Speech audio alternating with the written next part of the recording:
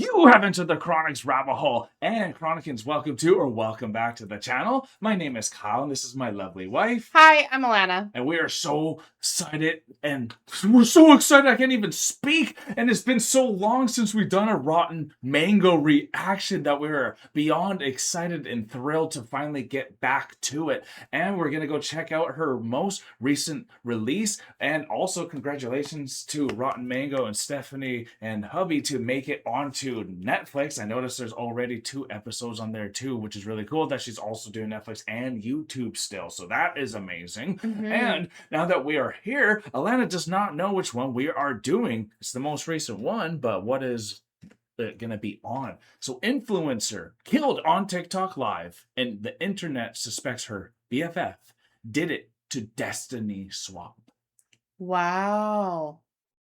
Interesting, eh? What a pick, especially considering this is her most recent upload, but also is very prominent to the fact that I have a slight TikTok addiction. Yes, you do. This is like, I go on TikTok lives and I'm like, talk to people all the time. So like, influencer killed on TikTok live. Interesting. I thought you'd be excited for this one. I'm weirdly excited for this one.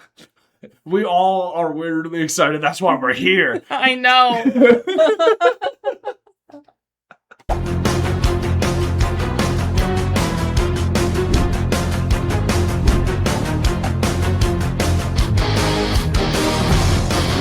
Excited to get back to Rotten Mango that we are now doing Mango Mondays moving forward, y'all. You are receiving this on Monday, but actually, if you didn't know, if you were on our Patreon, this would have been out on last Monday. So make sure to join our Patreon. We also have free trials if you want to see these Rotten Mangoes a week early, but do know it's coming on to YouTube as well. So I'm very excited to get into some weekly Rotten Mangoes and to start with something that Alanna as well is very excited for, because I don't think I've ever really heard of Destiny Swap. So let's go check out what that means.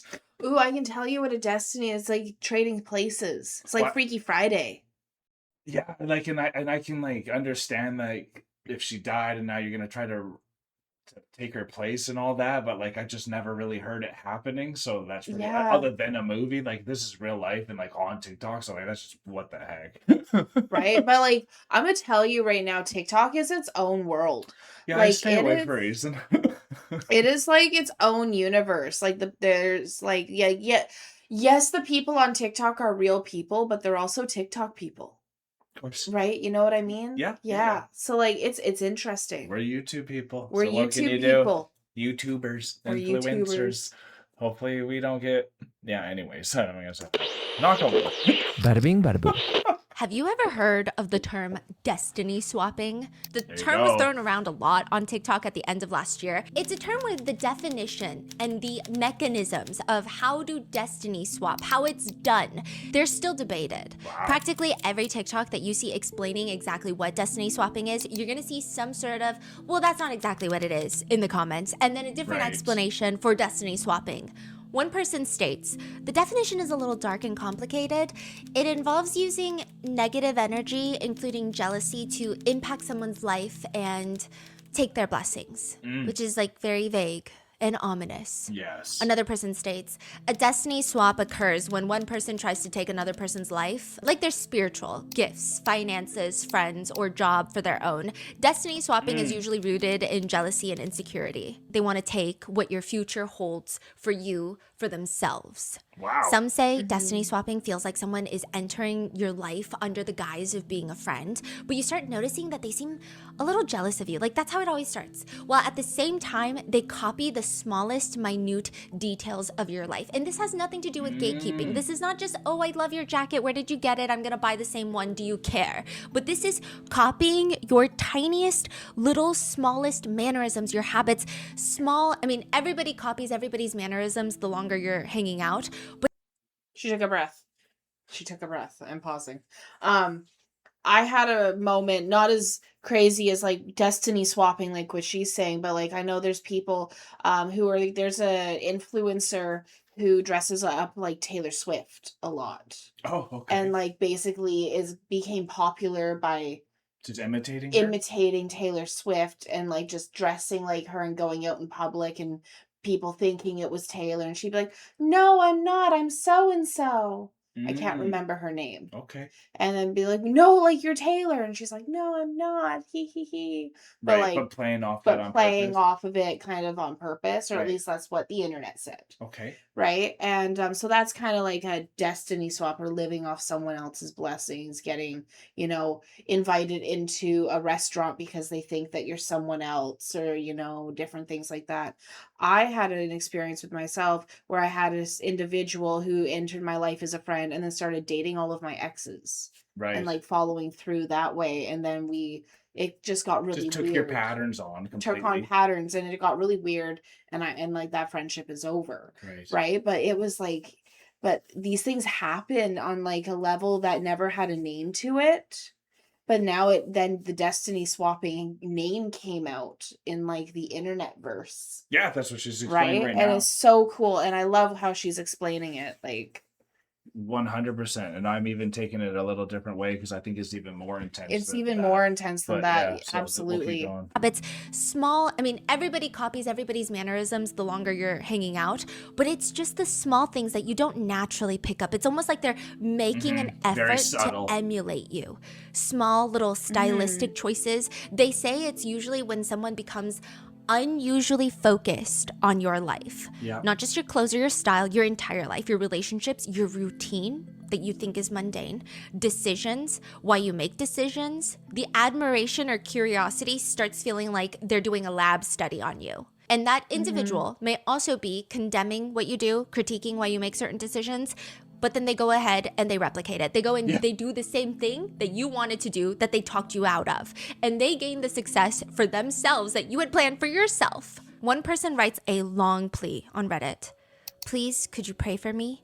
I believe my former partner's new girlfriend has destiny swapped me. The original poster writes about how she was into the occult for a long time. She received a reading from this very trusted psychic. This is like May of 2025.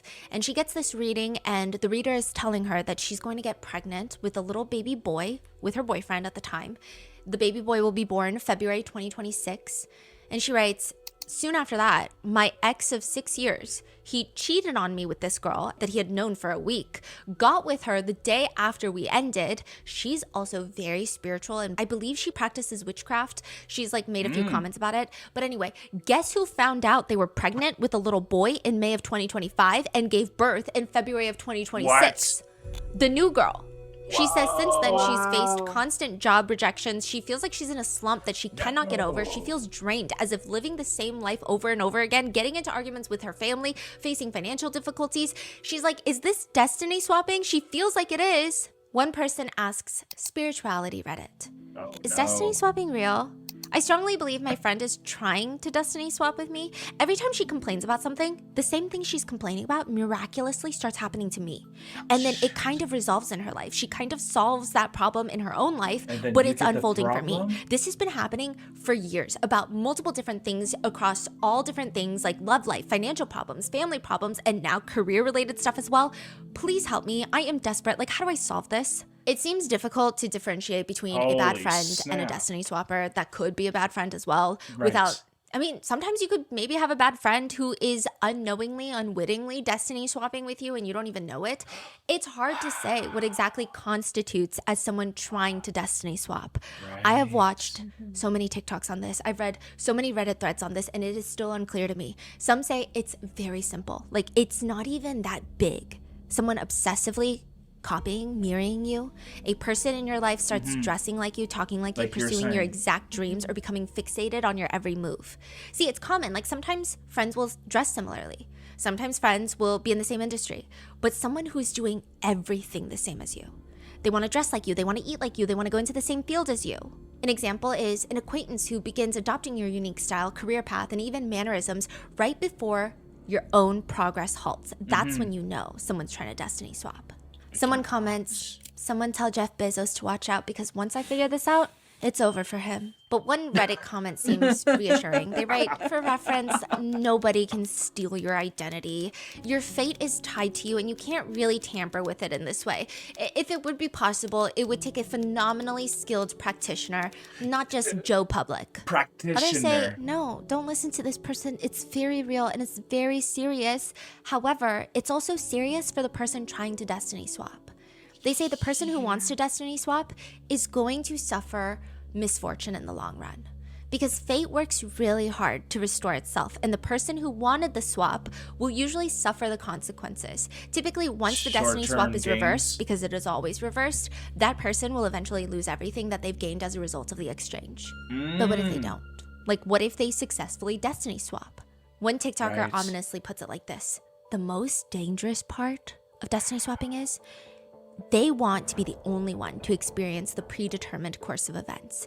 So it goes from wanting a piece of your destiny to wanting to be the only person that has your destiny. Yeah, they want you to not even be on the same course.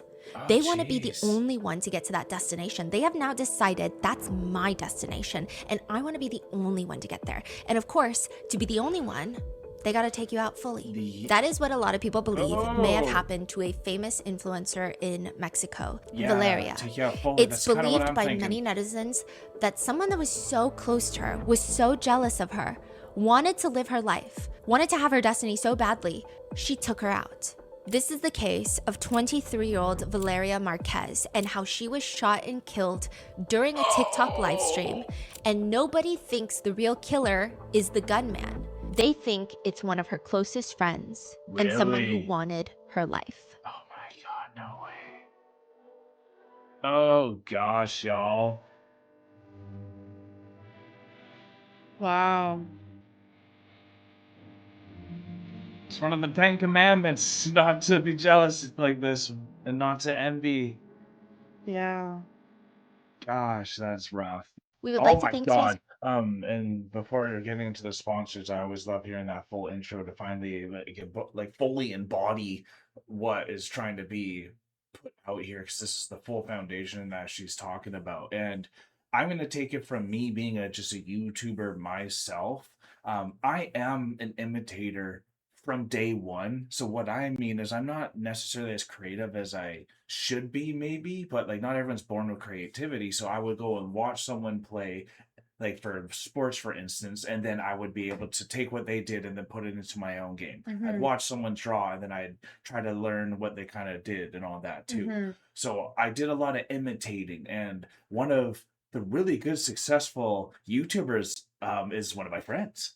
Yeah. And I remember when I started getting really good, he was going through a downward spiral, and me and him were having bad moments together. Yeah. And I easily could have been falling into that without knowing, even because of my love and admiration for my friend, and for the craft and that for he the was craft he doing. was doing. I then started emulating that, even like with his video gaming, with his basketball, and so on and so forth, actually, just as like a really good friend. But then because of that, you then can almost take something if you don't know how to share it and you want to take it all for yourself, right? So I'm just being as self-aware as I can. We have rectified that, and now we're both thriving and doing good, and no destiny swap ever happened type of thing. And this sounds like it can get to witchcraft level, and it's like gonna get to Machiavellian, Faustian type of deals that you can do, and this is devastating. So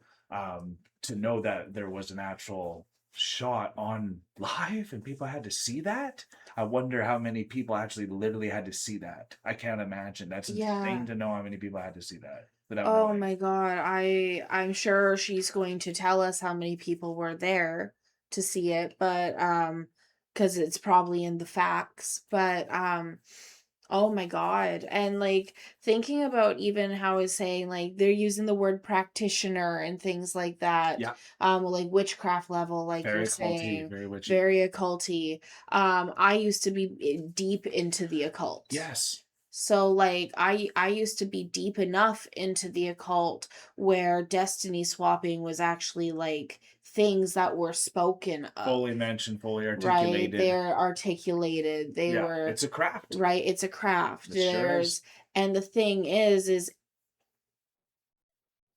it's really just candle work. Right. It's not like you can get really in depth with it. You can do more than that. Seances are basically just candle work too. But it's exactly. So it's basically just candle work. Yeah. So people don't think that it is as... It's not as elaborate as you think. And people don't think it's as dark as it is. Okay, yeah. Right? Because it's just candle work. Right. So there's a thing within the occult and within different levels when you're going into that type of thing where people kind of write it off. Mm-hmm. Like, oh, it's just tarot readings. I'm glad you said that. Keep going. It's just candle work. Yeah. It's just... she just got a tarot card. So and I just got a tarot deck, right?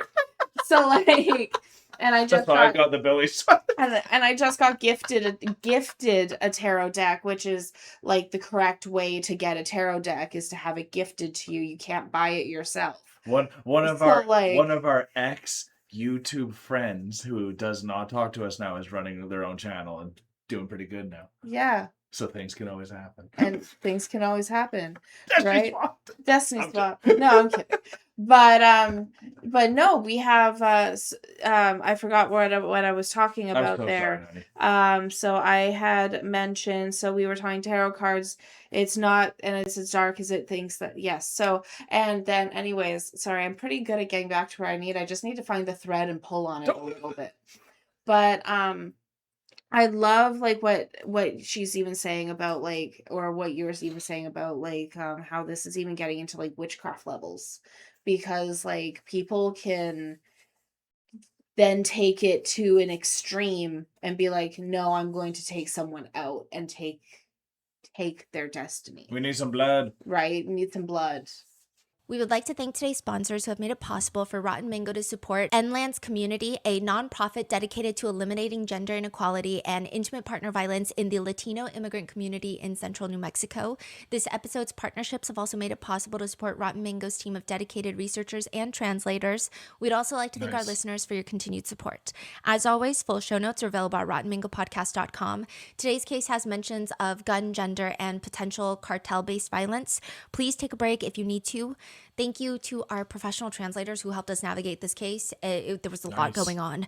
And with that said, let's get started. Cool. Valeria Marquez is most often compared to a real-life Barbie in Mexico. She's got blonde hair. I mean, albeit it is dyed, but she does have the blonde hair. She's got the blue eyes, and those blue eyes are natural. She just has these absolutely unreal body proportions, and I'm not saying that as in like, oh, she's had work done. She has had work done, and she is very open and honest about it, but her proportions are like straight out of a Barbie box. She looks like a Barbie. She's stunning. She's got her own business. She recently opened up her own beauty spa, the Blossom Beauty Lounge. It kind of worked out perfectly. I mean, she's got like a social media following. Damn. They follow her for her looks. She's been open about the treatments she gets, and now you can go straight to the source. Plus, she's like the built-in marketing for the spa. May 13th, 2025. Valeria starts a TikTok live stream at the salon. The live stream itself lasts just under an hour, about 55 minutes, and the majority of the live stream, I would say, is pretty mundane. Like, there's really nothing out of the ordinary occurring, except, I mean, the fact that it appears Valeria wants to go home. Like, she just wants to go home from the spa earlier, but she's staying because one of her employees informs her, there's a guy looking for you. So there's this kind of like this side conversation happening throughout the entire live stream, and she's like, what guy? And the employee is telling her, I don't know, some delivery man came and he was looking for you. He's like, are you Valeria? And I was like, no, I'm just her employee, but she's gonna be back in an hour because she had gone to the doctor's. And he's like, well, I have a package for her and it's very expensive. So the employee's like, well, I'll take it. Like, that's my boss. She's gonna come back to the salon in an hour.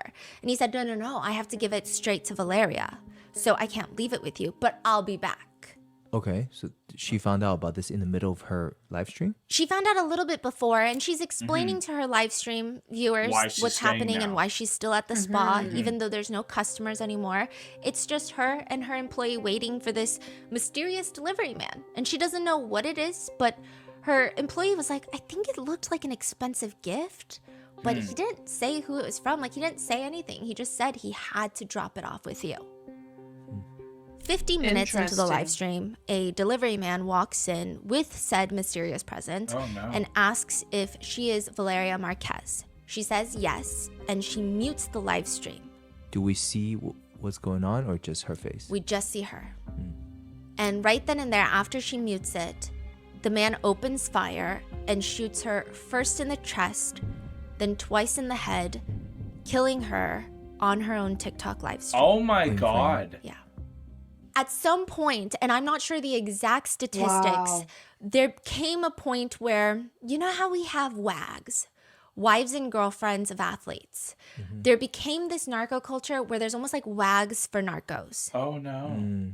The wife and Wives and girlfriends of the biggest narcos, like the biggest Right. traffickers, cartel members. they're famous? Yeah, they're famous, widely Oh known. yeah, like the El Chapo's Yeah, wife yeah, is yeah. the most famous one. Yeah, she is like kind of symbolic of this exact lifestyle and term that Right. we're about to get into. Yep. And I think it has to do with the fact that, I mean, I'm not sure exactly on the exact statistics because I don't think they're filing taxes and identifying themselves, but I'm not sure exactly how many traffickers are women, but I would imagine most narco traffickers are still predominantly men. So naturally, they date people and people identify those people. You see almost this lifestyle around it. There is a slang term that's used to reference some of them, and our researchers say it's like a very common term. It's not like derogatory or anything, but it's buchonas. So it comes from the word of like a very high-end, well-loved liquor brand from the Sinaloa cartel that they all drank. I see. Okay.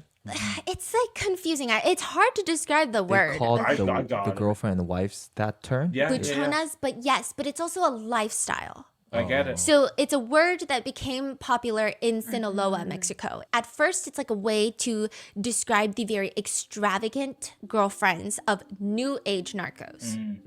So again, like Interesting. Emma from El Chapo, like El Chapo's wife, right? And it can broadly be referencing all narco wives and girlfriends. Like some people use it to categorize anyone who dates any narco. Okay. Or it can just be referencing a very specific type of girlfriend who dates a trafficker. Usually, Okay, crazy. Just because it's gonna keep going.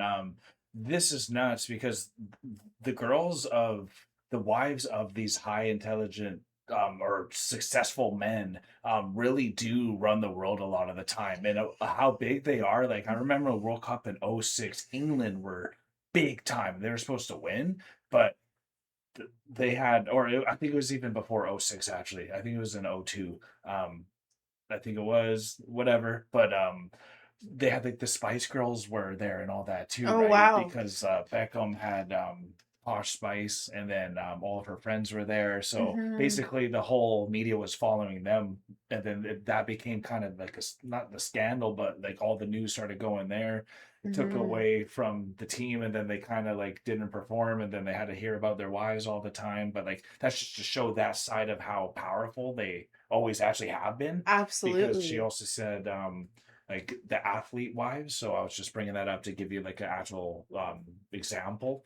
Absolutely. So I didn't know how big these were for the cartels, but to think how many times on TikTok or these lives have people actually been murdered? Well, I was just telling you about a live that recently happened. I can't remember his name, but he had a psychotic break and started self-harming himself on TikTok Live. Right. Yeah. And that was in my friends group. I didn't see it. I wasn't on at the time, but That's terrible. someone I talked to regularly saw it and had to report it to TikTok itself. And right, so like Yeah, I just these things happen, and it's insane that they do happen, and it's crazy to think how often they're happening. because like these moments have happened obviously in live TV, and like we've seen these moments where someone has died, but like that's such an intimate moment that no one needs to see, and it's just rough. Like that's such a psychological blow, and to bring into the Yeah. destiny swap here, like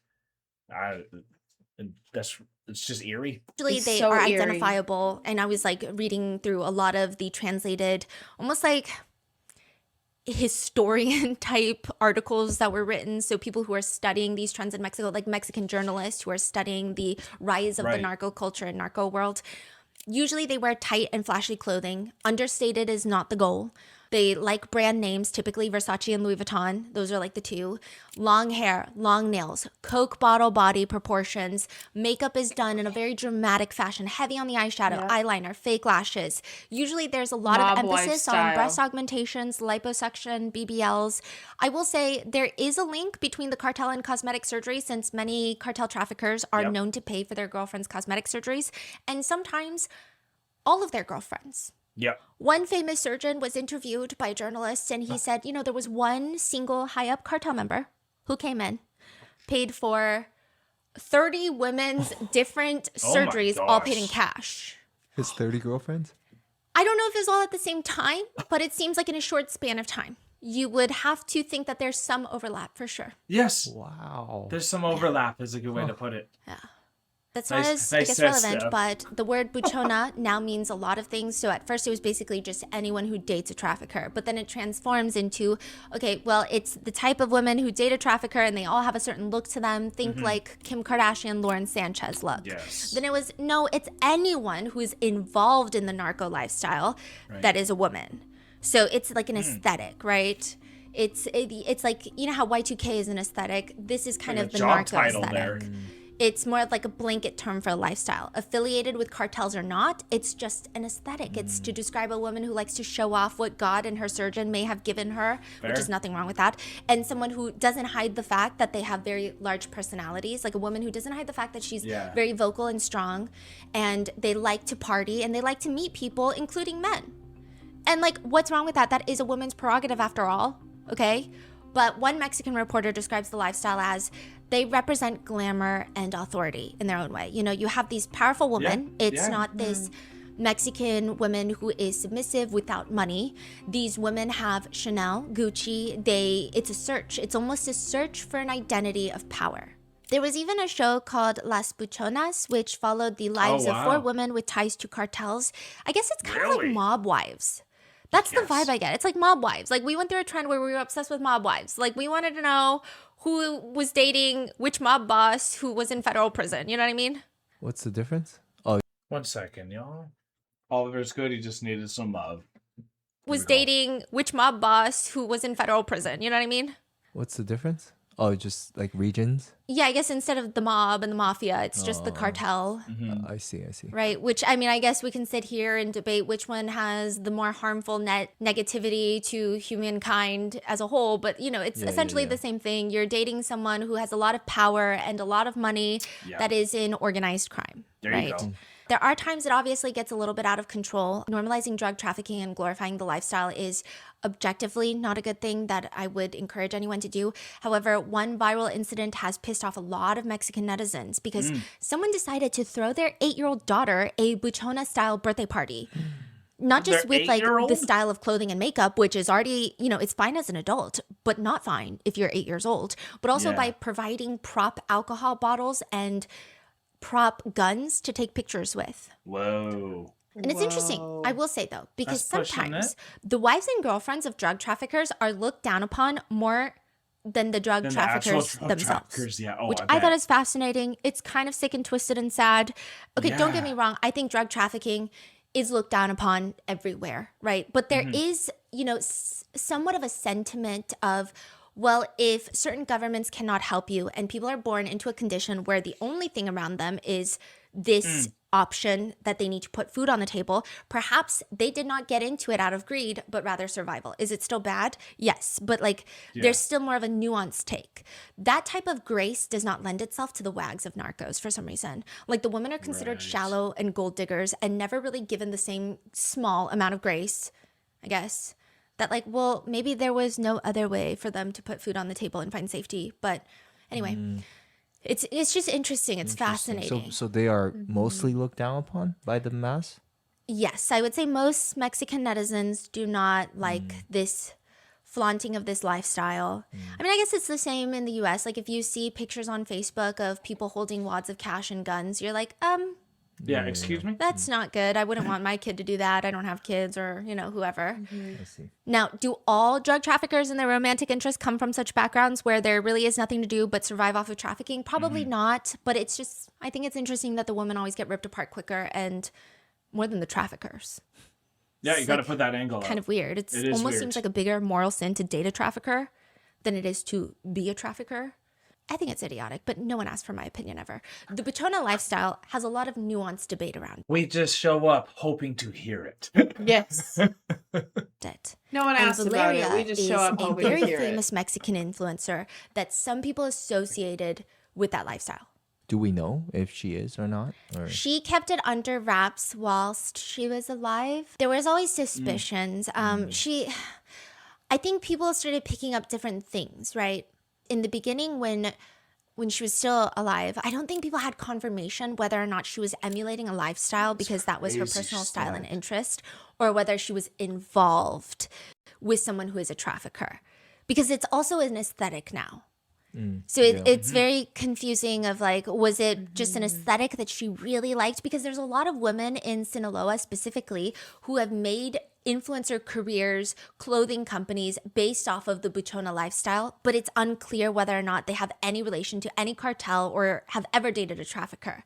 So is it like a situation like that? I mean, she's very open. I mean, her look, I guess people immediately identify to be part of this lifestyle, which I'm not entirely sure if it makes sense, but she's very open about her cosmetic procedures. Everyone called her the real life Barbie. And I also think it's very refreshing for the audience because she embraced the nickname, but she's also like so straightforward that her doctor had a lot to do with it. She states, I've had breast augmentation surgery, liposuction, rib reduction, fat transfer to my hips, my butt, cheek reduction surgery, like the buccal fat removal, and that's it.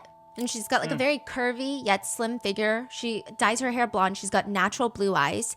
This was another point where people were like, well, now I'm confused. She would post a lot of pictures of herself on yachts, private planes, parties, which is not unlike a lot of influencers in the US where they're always on yachts and we're like, how are you on a yacht? We don't know. Nobody knows, right? So netizens are just kind of wondering, how can she afford such a lifestyle? And that naturally leads people to speculating that she's involved with a narco. Right. is she a big time That someone's paying influencer for or it all, right? She's pretty big. I would think Yeah. that maybe got bigger after her death, Oh, wow. but she's pretty big. Yeah. I bet she's And living very off of that widely well. liked. Yeah. There's also a video of her trying to carry a giant bouquet of roses that she received as a present, which in Mexico, big bouquets of red roses are, I mean, same here, sign of affection, yes, but like mainly a sign of wealth. They're often referred to as ramo buchon. So bouquet buchon, like buchon again references someone associated with drug trafficking culture. So like bouquet and then drug trafficking lifestyle.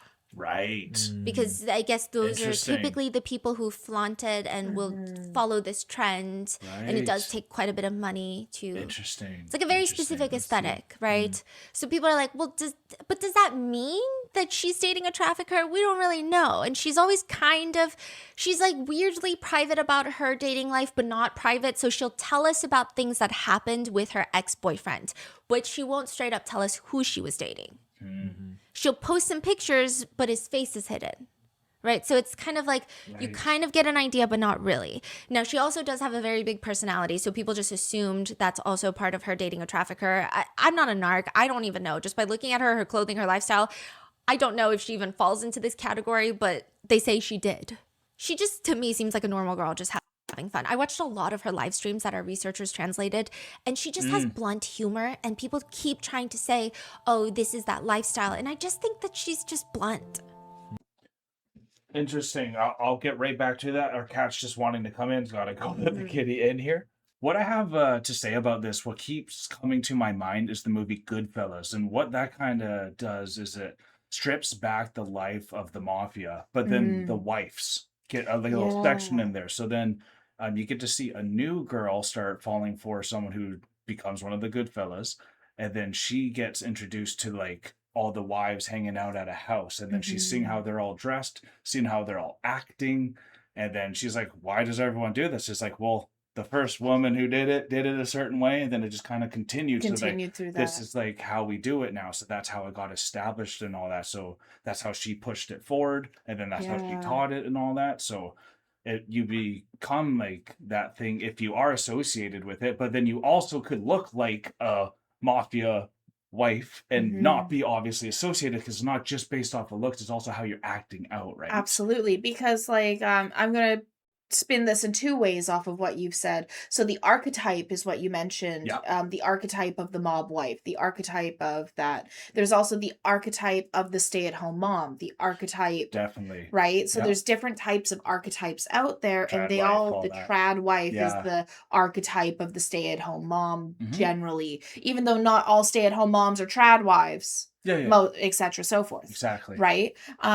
Kim Kardashian, we don't think is a mob wife, because I don't think Kanye is a mobster, but I also don't know. She's not with Kanye, and it's her family that she's associated with. Okay, so I know nothing about Kim Kardashian. I never watched any of the Kardashian stuff. I just know that she has that look. Definitely. Right? But I wouldn't associate her with mob stuff, at least I would associate her with being rich and famous.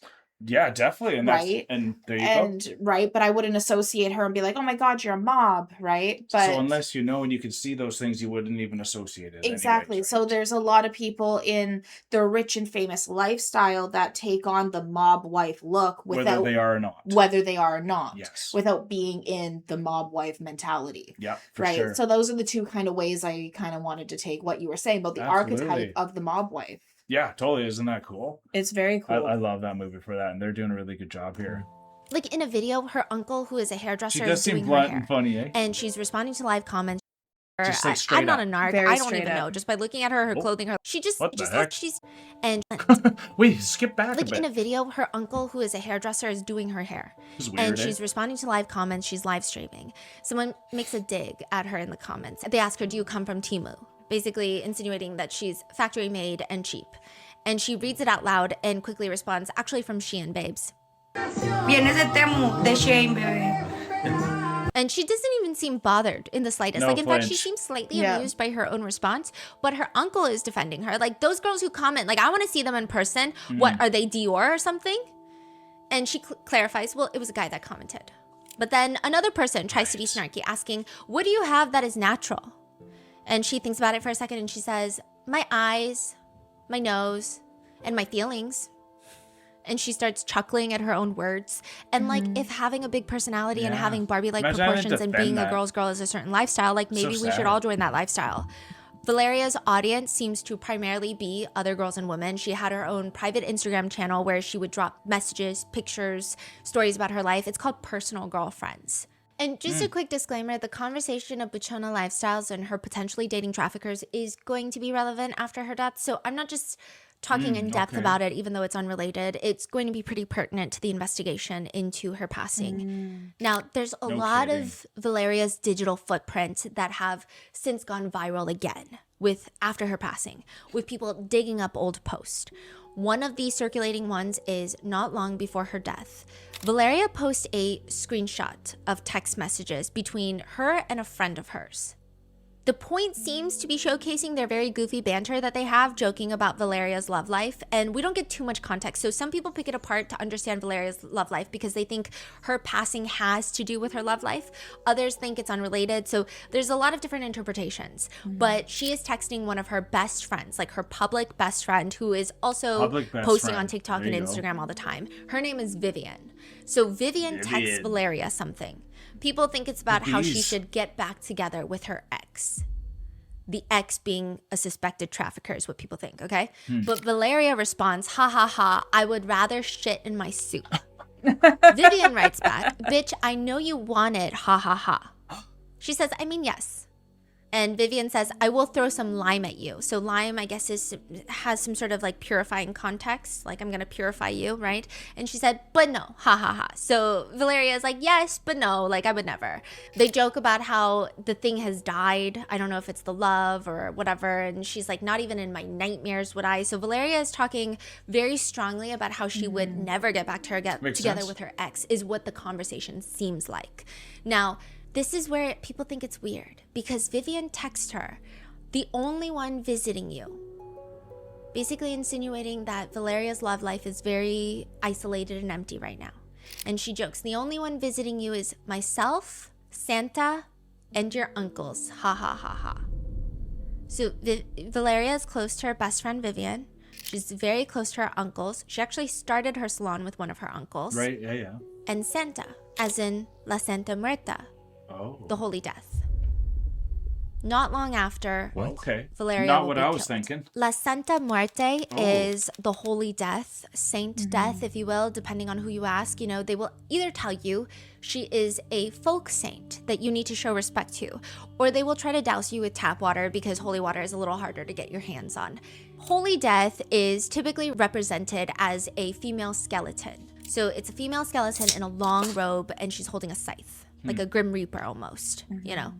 Side note, the Catholic Church has basically denounced Saint Death, Holy Death, as being satanic, saying it's practically devil worship and Death is not a saint, so she technically is not considered a Catholic saint, but rather a folk Catholic saint. So kind of like okay. folk religion. One person says, even though she's, you know, The Apocrypha of the Saints. The Apocrypha of the Saints. For those that It's know like, that term. we don't actually, like, we understand that it's a part of it, but we don't actually want to deal with any of it or any of its 600 laws, so goodbye. It just also shows the difference in the Americas. Yeah. Like, we're actually so close yet so different in just like our overall thing. Like even Coco, the Disney movie, like compared to some of the stuff that we have on the full Western and Canada and America, that's like we don't really talk about the dead necessarily positively or just like it's just a way of life. In North America, which is like Canada, I'll say Canada and the USA for North America. I know Mexico is still North America. But, That's why I just said America. The It's United Americas, States, right? yeah, But for Canada and the United States, when it comes to the dead, we usually just tend to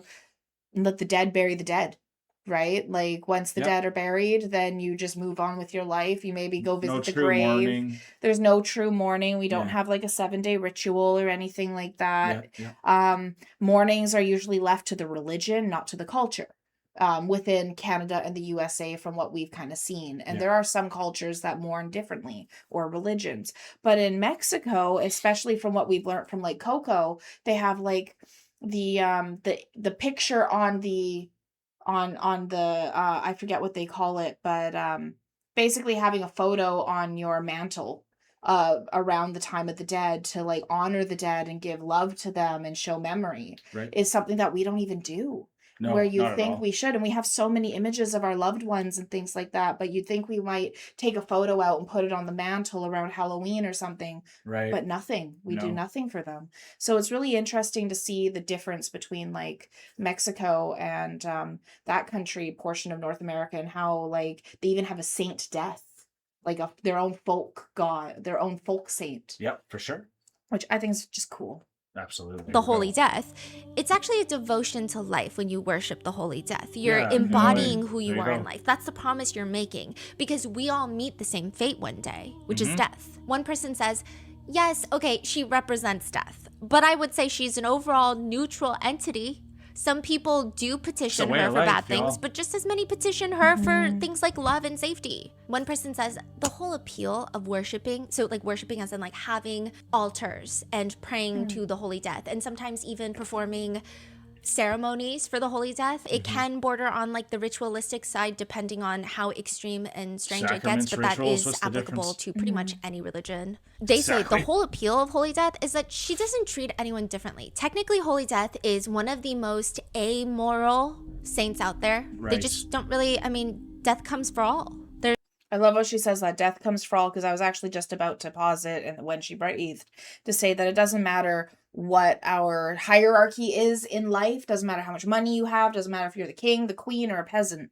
Like, we all have death is the one thing we all share commonly, regardless of our hierarchy. 100%. There's no discrimination. There's no avoiding it. They don't reward anyone because death is neutral. Death is everyone will face death. This can actually be quite attractive for those who feel European saints or even God might be judgmental to some degree. Naturally, Holy Death may attract criminals, but does also just attract normal people who feel like others are not fond of their prayers. Simply put, some see Holy Death as someone who, as long as you provide the right altar and you celebrate and worship her in a certain way, she's not going to judge you for your personal life when deciding to answer your prayers. One Redditor states, Santa Muerta worship was once only associated with criminals, but she now has followers all over the world. She also has a really big growing group of LGBTQ plus followers because she loves all without any judgment. I have a small shrine of her in my house, and I'm not a criminal. I don't know about this very specific individual, but if you happen to stumble upon an altar made for Saint Death, the Holy Death, typically you'll find cigarettes, flowers, fruit, incense, water, alcoholic beverages, coins, candy, candles, Oftentimes, tobacco is used, and it makes sense because she's also known as the Lady of the Night. So people who work at night, taxi drivers, bar owners, police, soldiers, sex workers, they will often worship Holy Death to protect themselves from very violent deaths that happen at night. I will say there is some strong associations with the criminal underworld and Santa Muerte because Holy Death is worshipped heavily by many cartel members. Got that right. And that association has only been growing stronger. So much so that the FBI put out a bulletin on it, which kind of reads more like a gossip page. I don't know why they wrote it like this. They were like, the cult appears to have more European than Aztec origins, with some individuals describing Santa Muerte as a New Age Grim Reaper type goddess, a bad girl counterpart to the Virgin of Guadalupe. For me, that makes that, before she goes and said, because I actually think that's really important. The cult appears to have more European than Aztecian origins, and we know what happened when the Europeans came and like took that on. So if this thing is more pushed from the thing that invaded, that's actually important to know, opposed to the thing that was already in state. And especially if we're talking about like Mexico and all that, because they got so much history, and that's obviously where the Aztecs are too. So that makes sense to me. And like I know CIA reports and all that, because if you read them, they're out there if you want to have fun. But so all this kind of makes sense. And if you've seen a lot of shows, a lot of these cartels and mafia actually do worship this thing, even in like Hollywood and all that. So like they're portraying it as well. So it makes They're sense even to me. saying down here, many of Santa Muerte's followers often petition her prayers as harm on others via curses or death magic. There you go. Is what they're even putting. I was just reading the rest that wasn't highlighted just to see what else they were saying, because it does read like a gossip column. Absolutely. It sure does, but I mean, it's also just telling how it is, in my opinion, too. And like the Grim Reaper, the facts based on what they have. The New Age Grim Reaper is a good way to put it. It is a bad girl counterpart to the Virgin of Guadalupe. They state that more and more cartel members have been worshiping Santa Muerte, which so I guess Her is great facial intel expressions for are the amazing. FBI to have. However, they acknowledge that it's becoming increasingly disturbing, if you will. They say, with the stakes so high for cartel members and foot soldiers who probably know that they will die in a violent manner, with the stakes so high, the sacrifices and offerings to Santa Muerte have become barbaric. Rather than plates of food, beer, and tobacco in some instances, the heads of victims and presumably their souls have been served as offerings to invoke powerful petitions for divine intervention. Wow. They say that when they busted a bunch of cartel hiding spots, the authorities, they had altars to Santa Muerte with narcotics, drugs smeared on the statues to help activate them, like make them come alive. It said one powerful criminal was killing virgins and babies once a year and offering them as sacrifices to Santa Muerte to gain favor and magical protection. And clearly it didn't work because he was arrested and then died in prison, which is a double whammy. Cartel members have used Holy Death against other rival cartels. In one instance, Gulf cartel enforcers captured Sinaloa cartel members, took them to a public Santa Muerte shrine, and executed them as offerings to the Holy Death. One neighbor who overheard another gang kill someone by lighting them on fire said they overheard that gang talk about how they had to make multiple human sacrifices, not just this one, because they were going to ask the Holy Death for, quote, something big. The FBI bulletin details additional incidents allegedly have occurred involving victims with their skin. Yeah, eh?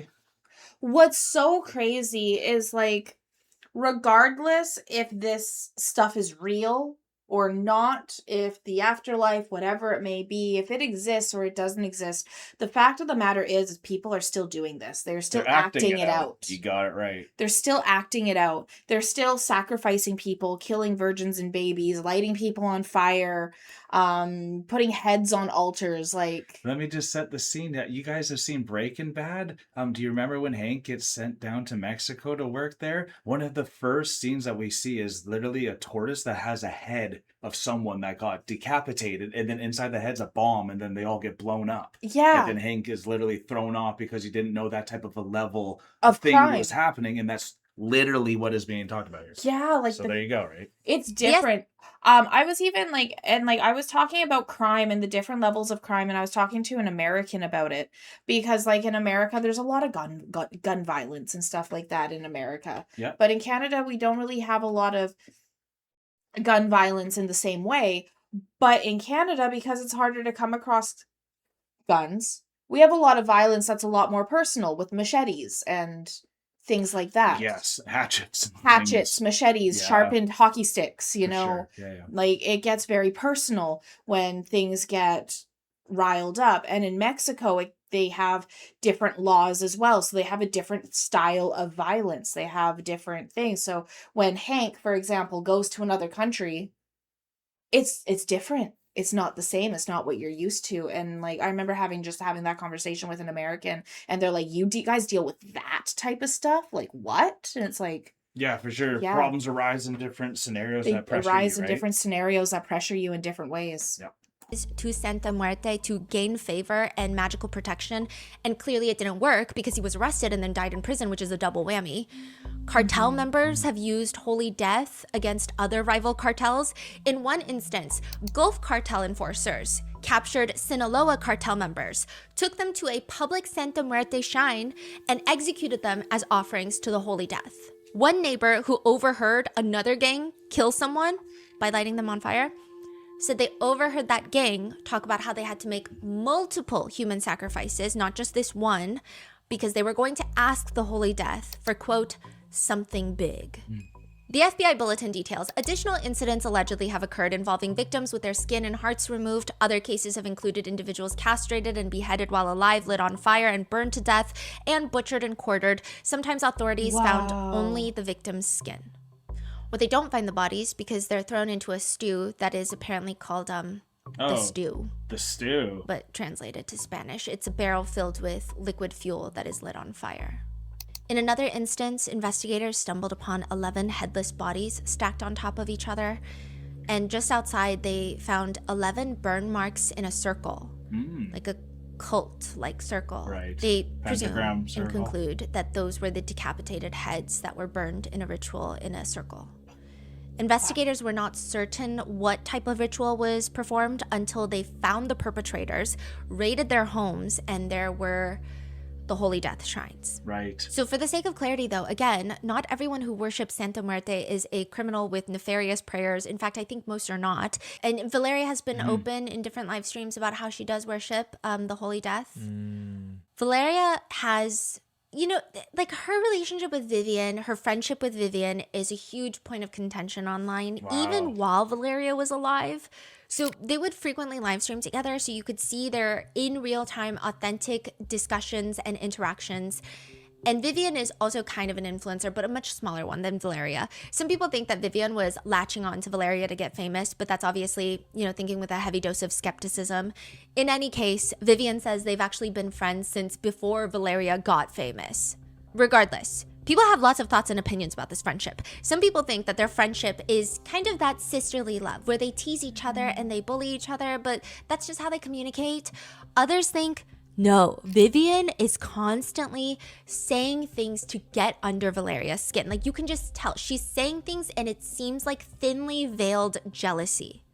Some say you can even feel the jealousy from Vivian, like radiating off the screen when they're live streaming together. Right. This was before anything that happened. People already had this sentiment. Yes. So even before Valeria is killed, people are like, I love how it's too. like half and half. Some people are like, I love their friendship. Others are saying, I don't know, their friendship is weird. But now that Valeria is gone, people have decided, they believe the theory that Vivian wanted to live Valeria's life and that she was trying to destiny swap and take Valeria's life.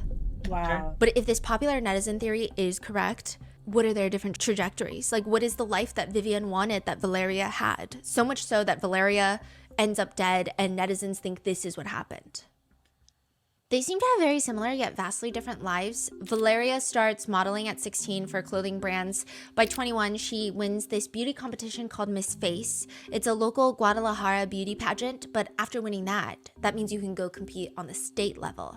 So Guadalajara is a city inside of Jalisco, the state. So she does participate in the running for Miss Jalisco in 2023. She does not win, which kind of kickstarts her influencer career. So even though she doesn't win, she won Miss Face of Guadalajara. So lots of like brands, they start reaching out to her. She starts modeling. There's a very well-known picture of her in medical scrubs.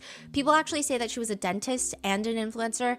It was actually a photo shoot for the brand. However, she was in school studying odontology at one point. So like dentistry at one point. So there's that. Oh, wow. But her career starts really kicking off when she starts modeling for quinceanera dresses. Wow. You know, which some of the brands, they're selling these dresses for like $1,500.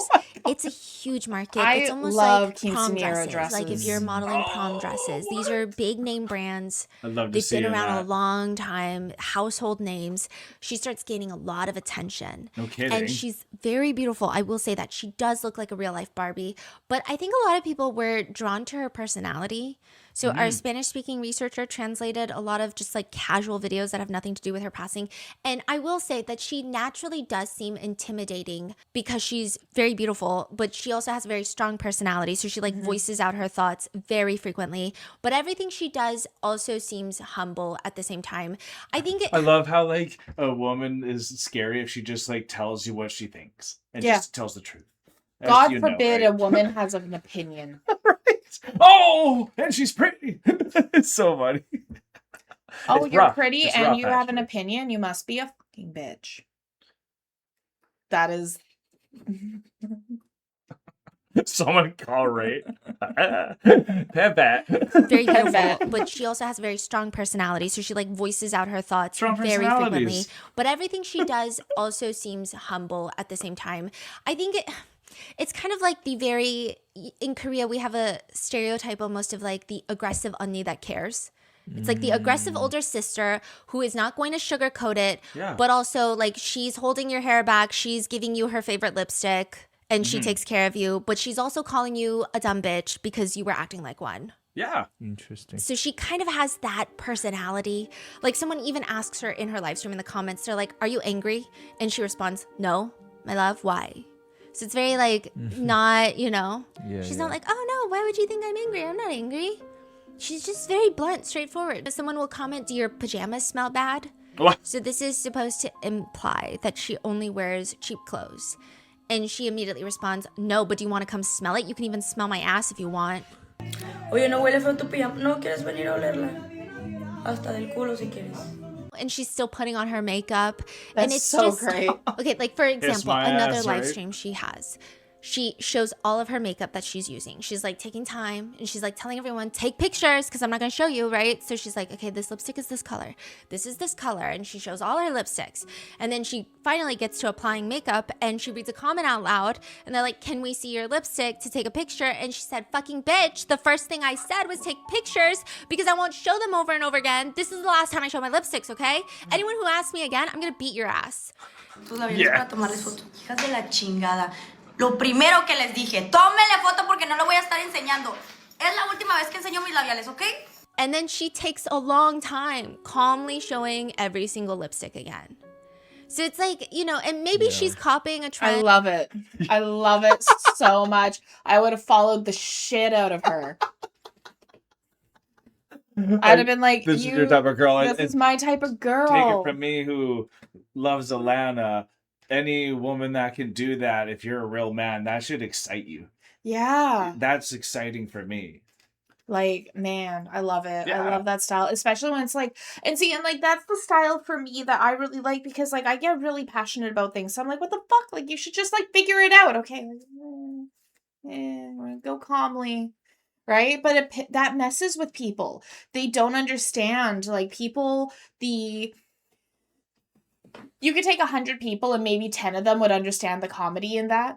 Yeah, for sure. Right? And the other 90 might have different opinions and they might think that it's vicious. Some people might think it's abrupt. Other people might think that that's an immature way to react or whatever it may be. So like, Luckily she got a lot of following. But So it she looks got like a a lot lot of of- people enjoyed but it. a lot of people really enjoyed her and I really like that style. Yeah. But I can see why there was contention even while she was still alive around her personality and friendships. Yeah, absolutely. I think she's just intimidating for She's some. intimidating. She's a polarizing character. Yeah. And where There was a trend where like a guy was selling purses and he would get upset when people wanted to see the purses up close. So like, but I don't know if she was copying that trend. It didn't seem like exactly. It just seems like she's kind of this, that was her way of humor. August 2024, she opens She up doesn't her wanna own waste time business, either. the Blossom Beauty Lounge, inside of a plaza. I did see people say that her salon is inside of a mall, which is not entirely false, but don't picture like an enclosed shopping mall where you walk through a giant building. It's a plaza that has a parking lot right in front. That will be important later. Salon was opened with her uncle from her mom's side. So he's a professional hairdresser. She frequently filmed with him. And the salon is full service. They do everything: hair, eyelashes, nails, eyebrows. Oh, the wow, whole motto is, there is no better treatment than the time you dedicate to yourself. And so people would accuse her Gotta have of a motto. flaunting on private planes and yachts and trying to show off a luxury lifestyle. And her salon is actually very welcoming and affordable. So for example, a manicure, and obviously it's going to sound a little bit more affordable if you're based in the US, and this is still affordable in Mexico, but a manicure would be $11 to $22. Women's haircuts, $7 to $35. Full tape and extensions, including the hair, starts at like $175, which is still pricey, yes, but extensions, including hair, can get incredibly expensive. A full 50-minute long lymphatic drainage massage to the face is $41. And I couldn't find specific information about the total employee count of everybody that worked there, but you don't really need to know. All you need to know is she's the manager, social media marketer. Her uncle is also a manager, a co-manager, but he's the main hairdresser. So he's the one that does the hair. He's the hairstylist. Then you have Érika. Érika is the nail tech. She's going to be important later. And then you have another individual that does some of the other stuff like the eyelashes, the facials, but it's a very small group of people. As for Vivian, she doesn't have the most interesting life. I'm assuming because Erica's name is the only name that was actually put up there, that I'm assuming Érika is the friend who was on the live stream, or the coworker on the live stream, being like, there's a guy looking for you. I told him he'd be back in like an hour. He needs to deliver a present or a package. Right, yeah. So I assumed that Érika was the one who was there on scene. Or the friend. The coworker, the employee, who was there on scene when she was killed. Yeah. That's a good shout So out, probably. that's That's your gut right now? That's my gut. It's a very small group of people. As for Vivian, she doesn't have the most interesting life path that's occurring to her. When she was younger, she said that she was very rebellious in high school, and that caused a bit of problems. She actually did, her first initial work was as an image girl for a club. And she describes it as, you get this club, a bunch of club promoters will recruit a bunch of girls to show up, and they just hang out around the club. When guys walk by, they hear there's pretty girls in the club with the hopes of going home with one of them, which they're not going to because they're just like paid to be there. The guys will come, spend money on drinks, buy girls bottles, and then the girls come home, and they do alternating days. So it's like if you went last Thursday, you can't come the next Thursday because like what if the same people are off on Thursdays?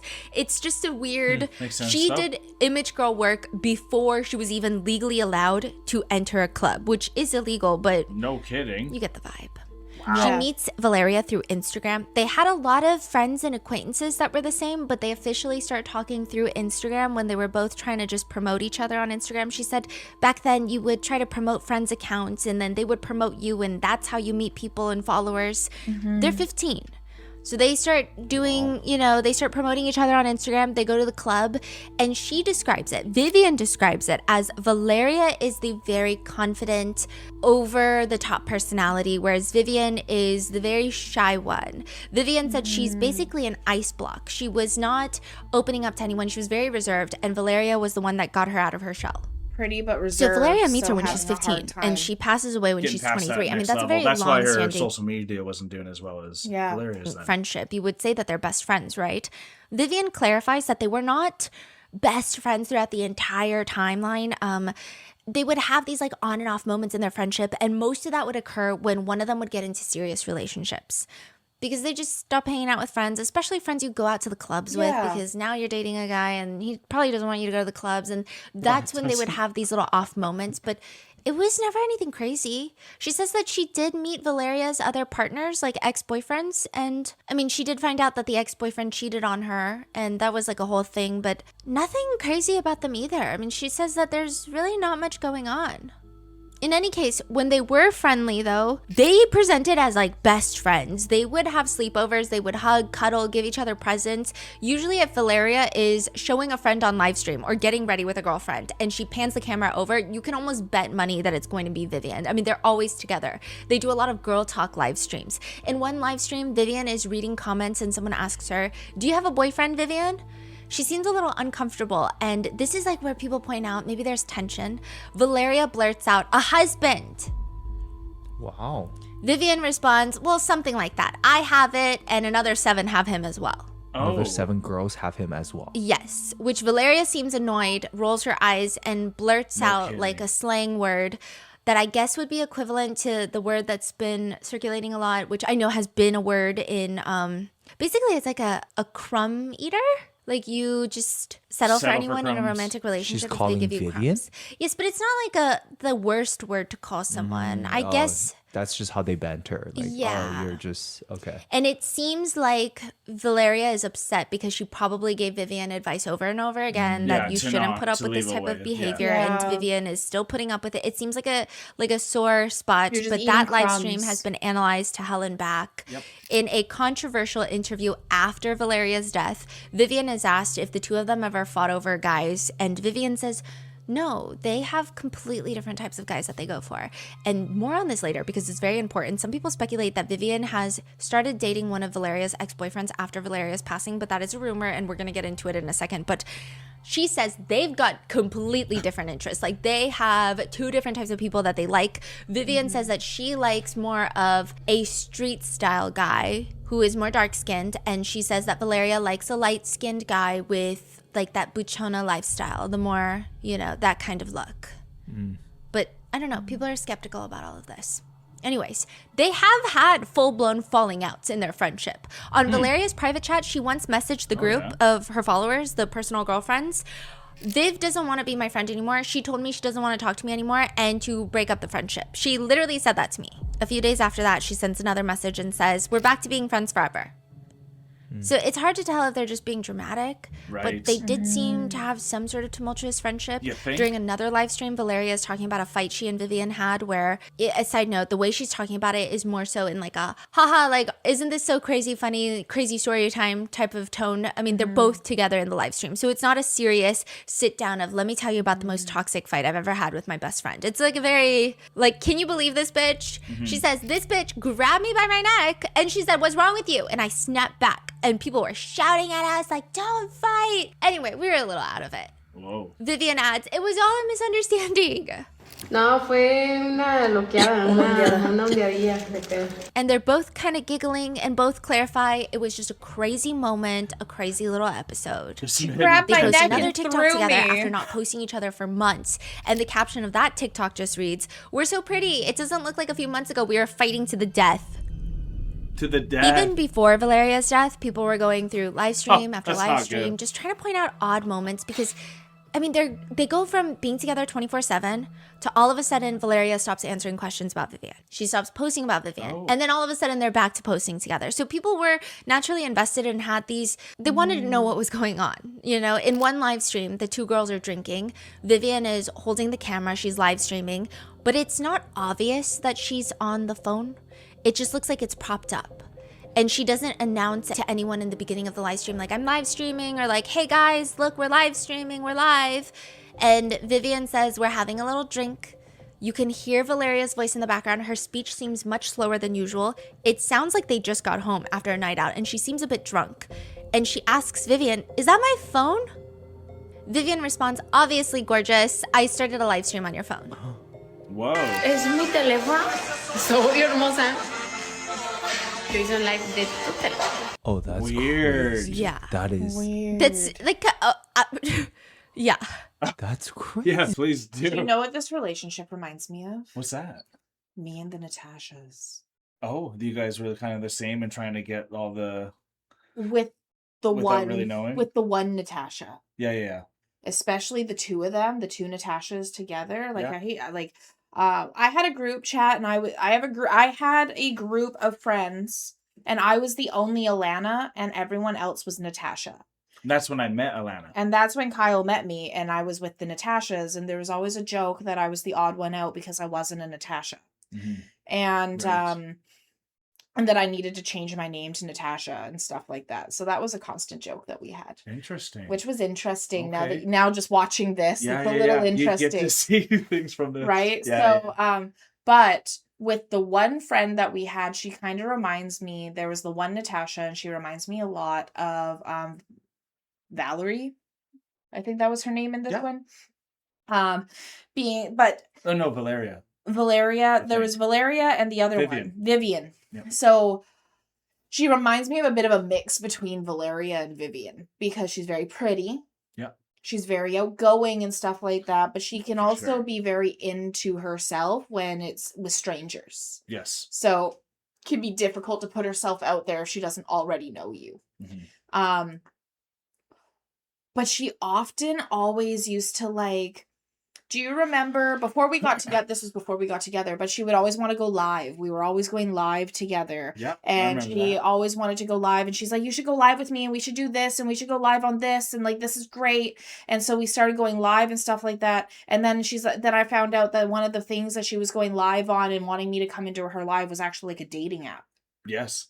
Right. And I Yep. didn't know that it was like a dating app type thing. I thought it was like a TikTok type live, but it was actually like a dating app. So like I guys, remember that. Yeah. right? And then Yeah. she's like basically trying to push me off to like her viewers. Yeah, and trying to make you like her in a way. And make me like her and like wanted me to do my hair like her, my makeup like her, everything like her in that type of way. So it's really interesting because now like watching this and I'm thinking back on like the Natashas and like a lot of those situations and I'm like, you know? You could see moments where this could maybe even happen without you realizing sometimes, and then Yeah. you got to check yourself. And you 'Cause got to check I yourself. remember too, like I mentioned, my good friend who's really successful at YouTube. I'm a reactor, so I even wanted to start reacting to some of his videos, and we even talked about it openly. I decided not to because I didn't want to gain Like success, step on those toes and or then all of anything. a sudden now I only can do his videos that I'm reacting to, and then if that's the thing that's keeping it going, that almost steals him. And like I didn't want that to happen, and that was like Absolutely. a real choice to make. So like, as much as there's a lot more people are doing than they don't want to admit. So I think the whole Yeah. Destiny swap has a lot of, from what I'm hearing so far, you can see the seeds of it at least. You can see the seeds being How it could, planted and go like that all way. these things We'll coming see, through right? and why the arguments are happening the way they're happening. Yeah.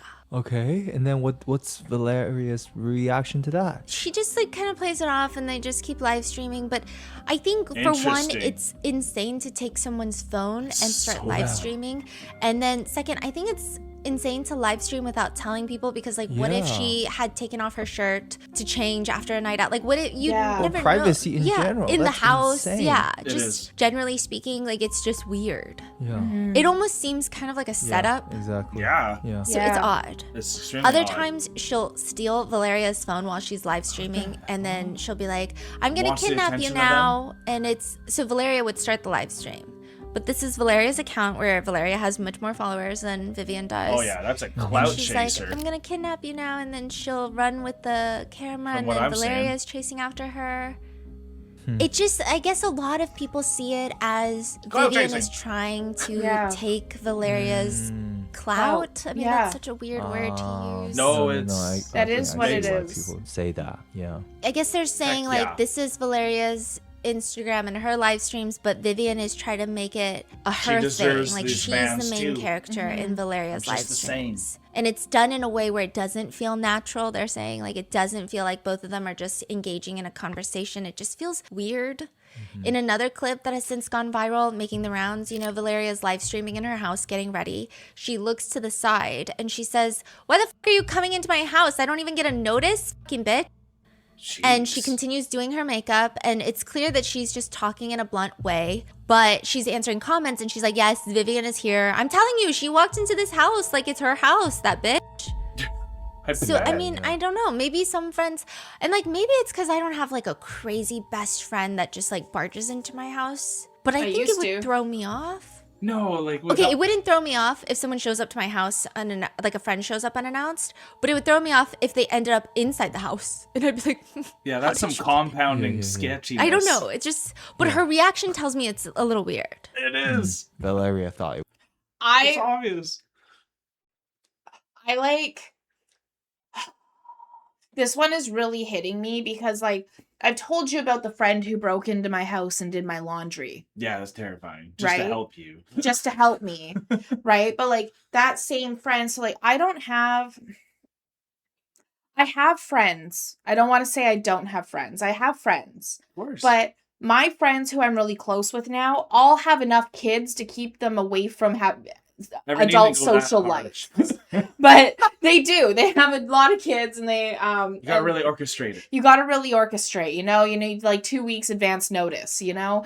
But like I used to have friends who didn't have kids and things like that. They didn't, and they would like constantly come into my house. I had to keep my door locked so that people didn't just walk into my house.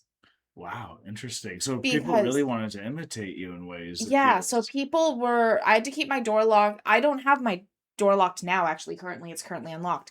But like I had to keep my door locked so that people didn't just walk into my house. Plus, you got a kid. Plus I've got kids, so I didn't want people just walking into my house because I had a kid. And so she climbed over. I lived on the second story of an apartment complex, and she climbed up the building over the balcony and into my house to do my Keep telling laundry. it, keep telling it. And like Getting the cat in. getting the cat in. And it's like now, and like I was at a point in my time in my life where I didn't even The really door was locked. the door was locked. I didn't think anything super crazy about people just walking into your house because it had become so commonplace with my friends just walking into my house. But now that I hear Stephanie talking about it, she's like, maybe I'm just not in that type of space in my life, but it just seems weird for people to just make your house their house. And now that I think about it, maybe it is weird, and I just never thought of it that way. But yeah, Stephanie definitely makes me question some of the weird nuances of some of my ex friendships that I don't even have as friends anymore. And the thing that's crazy about them is these are people that aren't even in my life anymore.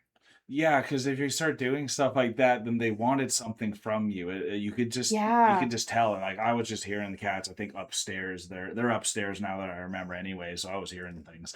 But that's the paranoia this is kind of giving off. Yeah, it gives off a little bit of an anxiety, a little bit of a paranoia with it. And it's the subtle music that they have when she starts Yeah. explaining things. I think that her production's so incredible, and I just want to like just look at the aesthetic of the simplicity of what Rotten Mango has here. It's just like it's Yeah. really you can learn a lot from what you want as a studio, and I'm even gonna try to take some notes because that's just such a gorgeous thing. It helps really It's get so pretty. immersed in it. I don't know. It's just, but her reaction tells me it's a little weird.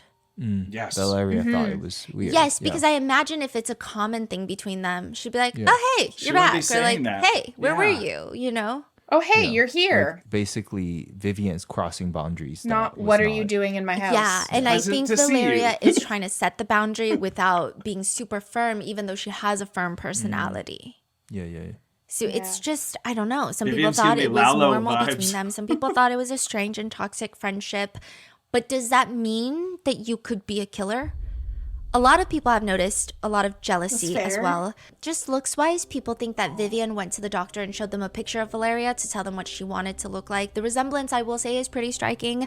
Neither of them have natural blonde hair, but Valeria has always been blonde. That has been her trademark. Not to say that anyone who is blonde is copying Valeria, but Vivian eventually decides that she's gonna go blonde, which is normally fine, but she also decides to get blue contact lenses, which Oh. Valeria has naturally blue eyes. And Blonde just and the blue. resemblance in the facial features, but more so than that, is eventually they start wearing similar looking outfits, but Vivian keeps posing like similar outfits, same pose as Valeria. So there's like a picture of them and the camera is angled upwards. So the camera is lower and they're both wearing this animal print looking tube top with a little thin scarf with the same print. And it's like such a distinct picture angle and it's such a distinct top. That's two separate photos you're saying. Yeah, so But very Valeria's went up identical. first and then Vivian's. And it just looks like the clothing is the same. The pose is the same, makeup is the same. It's just kind of like, so it's just a lot of similarities, which, I mean, like, I do think best friends naturally have a lot of similarities because you start wearing similar clothing, you start adopting the same mannerisms, and I think that's completely normal, and I actually think it's kind of cute, but in this situation, it was kind of weird. It is weird because you're fighting for the same viewers, Yeah. you know? And like, what is it? Mimicry is the best form of flattery, but only to an extent.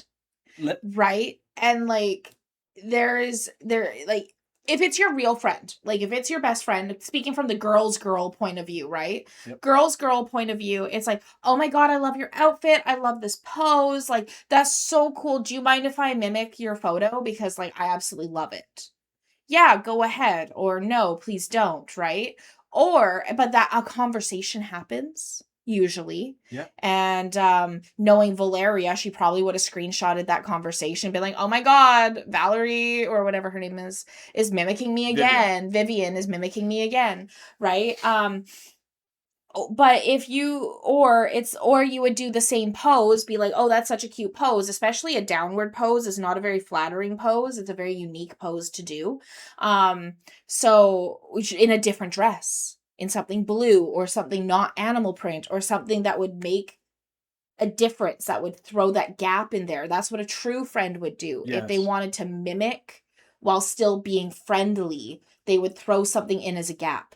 This is someone who is just trying to copy and paste to try to get success. And I've seen this all the time in the reaction community where there will be a successful channel that is pioneering a way to portray a band or an artist. And then you'll see a bunch of other channels that adopt that same title way, the same thumbnail, the same execution in it as well. And then usually the views will start transferring. And then it's like a kind of, that's how it always keeps work. It just keeps on getting pushed through. So like this happens in social media a lot, and this is a new phenomenon on top with the social media now, right? And that's why you're stealing the live, because it's something about you that feels like it's like the Cain and Abel. This is essentially Cain and Abel. This is the first story in the Bible. I'm not my brother's keeper. It's not that. It could be a little bit of that, but the main one I'm seeing here is my efforts aren't being rewarded. And hers are, and I am just as good. So let me just be the thing in the visual, and then I should be trying to get it. And then that's missing the point that it's not about visuals. It's not the visual. It's who you are that really matters at the end of the day. That's even what Stephanie said. It's like a lot of her followers are there not just because she's pretty, but because of she's genuine. What she's genuine. She's saying it's what her personality. It's her attitude. It's like, but she says what she means. She says what she means. Play. Yeah. Right. Just felt like maybe she's copying her or trying to be her. And it's not just that, she keeps using Valeria's things, and it seems like Valeria is getting fed up. In one clip, Valeria is live streaming and she looks to the side and she shouts at Vivian, "You're gonna steal my panties again? Like, why don't you just bring your own, Vivian?" Vivian is like, "I forgot them, I'll buy you more." No, I don't need you to buy them, you stupid bitch. I'm gonna be left with none. They're over there. I can't stand you. So it seems like every time she comes over and they go out, she like borrows Valeria's undies. And Vivian is like, "I'll just buy you more." But Valeria's like, "No, because it's not about buying me more. It's about the fact that like you're taking so many of them. I don't have any more undies in my drawer." Vivian walks up, hugs Valeria from behind, and Valeria pouts, "No, fuck off." Is there any like voodoo type of stuff in this Santa worship where you gotta bring some of their clothing or anything like that? No, undies is just like such a weird, like that is such a like that's on like an attraction level. I felt like that's so that's like an aware. That one really hits me kind of creepily. Yeah, that one hits me creepy too because like you ever done that? You ever shared panties with a friend? I mean, like, yes. In desperation? In desperation. Yeah, that's right. That's not desperation though. Right? And it's been like one of those moments where like you're a lot younger. You're not like 15 to 20. you're a lot younger And they're and way it's older and than you're that. like and they're way older than that, but Yeah. you're usually a lot younger and it's like a sleepover and like you forgot to bring your spare underwear or something like that, Yeah. right? So then they're like, oh yeah, you I can, gotcha. right? So Yeah. but or you know or but it's a fit of desperation or you know yeah, so like it just to be like, hey, I want your, like, that's so intimate, like that's why they're called your intimates, right? Like that's so intimate that on like, oh No wonder, and like this is all on live stuff too. Like, and because when you say something in front of people in live, like there's some things you can't even like address because you don't want yeah. to look bad as well in front of And your people. Valeria being like, oh Set her my up. God, stop taking my panties. Like, that is a shocking statement to make, specifically to cause shock to the viewers as well. To be like, oh my God, look at what she's doing. Of She's course. taking my intimates. No kidding. Right? Like, that is something to be like, hey, right? Like, Mhm. man. And she's like, I need black ones. And Valeria looks at her live stream comments and goes, no, she doesn't give a fuck. Like, just saying, like, my friend is crazy. Like, she doesn't give a fuck. They start digging through the drawer, though, and Valeria picks up a gray pair of undies and is like, this one's yours. All right, as long as they're not visible. And then Valeria eventually offers, I also have a black one if you need. Wow. One person on Reddit says about Implies. destiny swapping in general, not in relation to this case. I'm gonna keep it real as a did it woo-woo say? girl. I don't believe in destiny. She was already doing the destiny swap. Don't ever let anyone use your clothes or even give them your clothes if you no longer want them. She was already doing the destiny swap. Don't let anyone use your clothes or even give them your clothes if you no longer want them. Yeah, because like give like General, what that not in relation to this case. Yeah. I'm gonna keep it real. That's what I was as a saying, some woo-woo voodoo girl. stuff, I taking don't that believe in stuff. destiny swapping because I don't believe somebody can take what God has for you. And even if they get what they want, it will never be exactly what you had. Yes. Not only do I Yes. believe it doesn't work and it's incredibly complex to attempt, I also believe, you know, people describe destiny swapping for other things. Yes. Some people think it's like when your friend picks up style tips, or your friend is introducing you to a work opportunity, or your friend is introducing you to other things or doing things with you. People think those are examples of destiny swapping, but it's not. It's like someone trying to move into your life and replace you. Like get It's like out they're trying almost. to steal your husband, your kids, your house, your job. It's not even like they like the clothes that you wear and they want to buy their own. They want to dress in your clothes. Ew, wear your But skin even. is Vivian doing that? And is she the only suspect for who killed Valeria? What the heck? Not really. There were rumors that Valeria is linked to various other people that could have had motive to kill, such as Francisco Alvarez Solario, the son of LR1. That's what they call him. That's his nickname. He is LR1. one of the most dangerous cartel leaders in the state Wow. of Jalisco. Francisco, the son, is often nicknamed Narco Jr. And there are pictures where people believe Valeria is with Narco Jr. and it seems that they broke up and not on good terms. And some people even suspect that Vivian is dating him Interesting. now. It's such a mess. Valeria Marquez starts her Wow. last TikTok live stream May 13th, 2025. She's sitting. You know what's crazy? I have a friend right now that is active in the cam thing. yeah. And he says you literally can give them bouquets of roses now.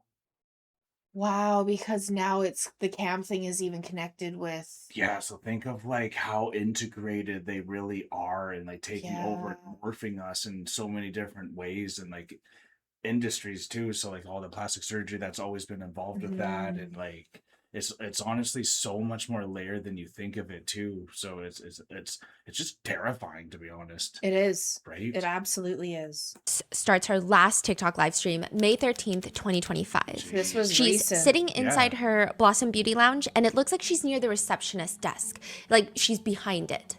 And it's just like a green wall behind her. And mainly you just see Valeria in frame. You don't really see anything else. And it does appear to be somewhat of a slow day. Or perhaps it's close to closing time and they don't have a lot of walk-ins coming through. There is music playing in the back, but it's a salon. So it's not a club. You can hear Valeria. The music is very background noise. And then there's really not much else. Hola guapa, hola mi amor. She's wearing a tight pink bodysuit. This is very pertinent later. She's wearing white jeans And the first 45 minutes of this live stream, it feels beyond ordinary. She's answering questions about her eyelash extensions. She's talking about how her head hurts a little bit. She has a headache. Ay, me dolió muchísimo la cabeza. The comments are asking her, are you going to stay there all day? And she says, no. She plans on leaving soon. She says she's extremely tired, just not feeling great. It seems like very early on in the live stream, the last remaining client leaves. So it's just Valeria and one of her employees, Érika, in the entire salon. It's There you just go. 2 of them. Yeah. Is Érika in frame or no? She comes in frame briefly, like her face is kind of See here her and there, bit. but not really at all. And it seems like she's doing things in the background. So when she's even talking to Valeria, her voice will sound sometimes more distant, sometimes a little bit closer. She's just in that vicinity. Now, the question that people have is, okay, well, it's near closing time and you guys are both there. You don't have any clients and you're saying your head hurts. Why don't you just leave? Or like, why don't you leave it for Érika to close the store? Is that the best thing a boss can do? Probably not, but it would make sense. So it's just Valeria and her employee, Érika. Why are they not leaving? It just doesn't, it's kind of odd. To the point where comments are pointing that out, and Valeria responds, well, the only reason that she's not leaving and she's staying is because her employee, Érika, told her some delivery driver came by earlier today. Here it So is. at this point, Valeria had stepped out to go to the doctor's office. Érika's alone. She's managing the salon. And a delivery driver comes up with this mysterious gift in a black bag. And he's like, music this is for shift. Valeria. A Érika's gift like, in a okay, well, black that's my bag. boss. So I can just sign something. Like, you can just give it to me. She's The about to be back. heartbeat. Like a black bag. Not a box. Not a black bag. Like, I've worked retail long enough to know that nothing is delivered. Nothing legal Yeah. is delivered in a black bag. Ever.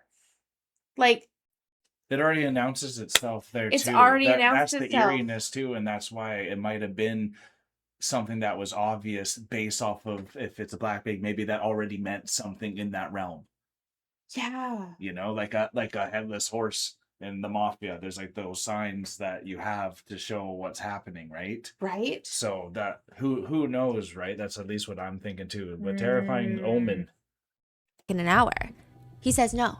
It's a very expensive delivery and I can only leave it with Valeria. But because Érika is like, okay, well, she's not here and she's going to be back in like an hour. Why don't you just come back in an hour? And he says, okay, I'll come back in an hour. It's been way longer than an hour. So this is around 2:30. It's closer to 6 right now. Valeria is so confused by this. Like it seems that she was Why are told they by waiting? Érika all of this before she starts the TikTok live stream. And as she's explaining it to the comments of why she's staying, even though she has a headache, she's kind of confused. Y yo, pues más o menos llegó como en una hora. Y ya dijeron de que, no, es que mejor me espero a que llegue ella porque es muy costoso. A mí que me va a andar regalando algo. As she's Why explaining would he it, be she's also giving me kind of something for confused. free? And she's asking, like, Érika, do you know what the delivery was? Did he mention where it's from, who it's from? And Erika's like, I have no clue. I just knew it was in a black bag. I don't even know what was in there. Right. Valeria's like, okay, well, I guess I have to wait. But I'm like falling asleep.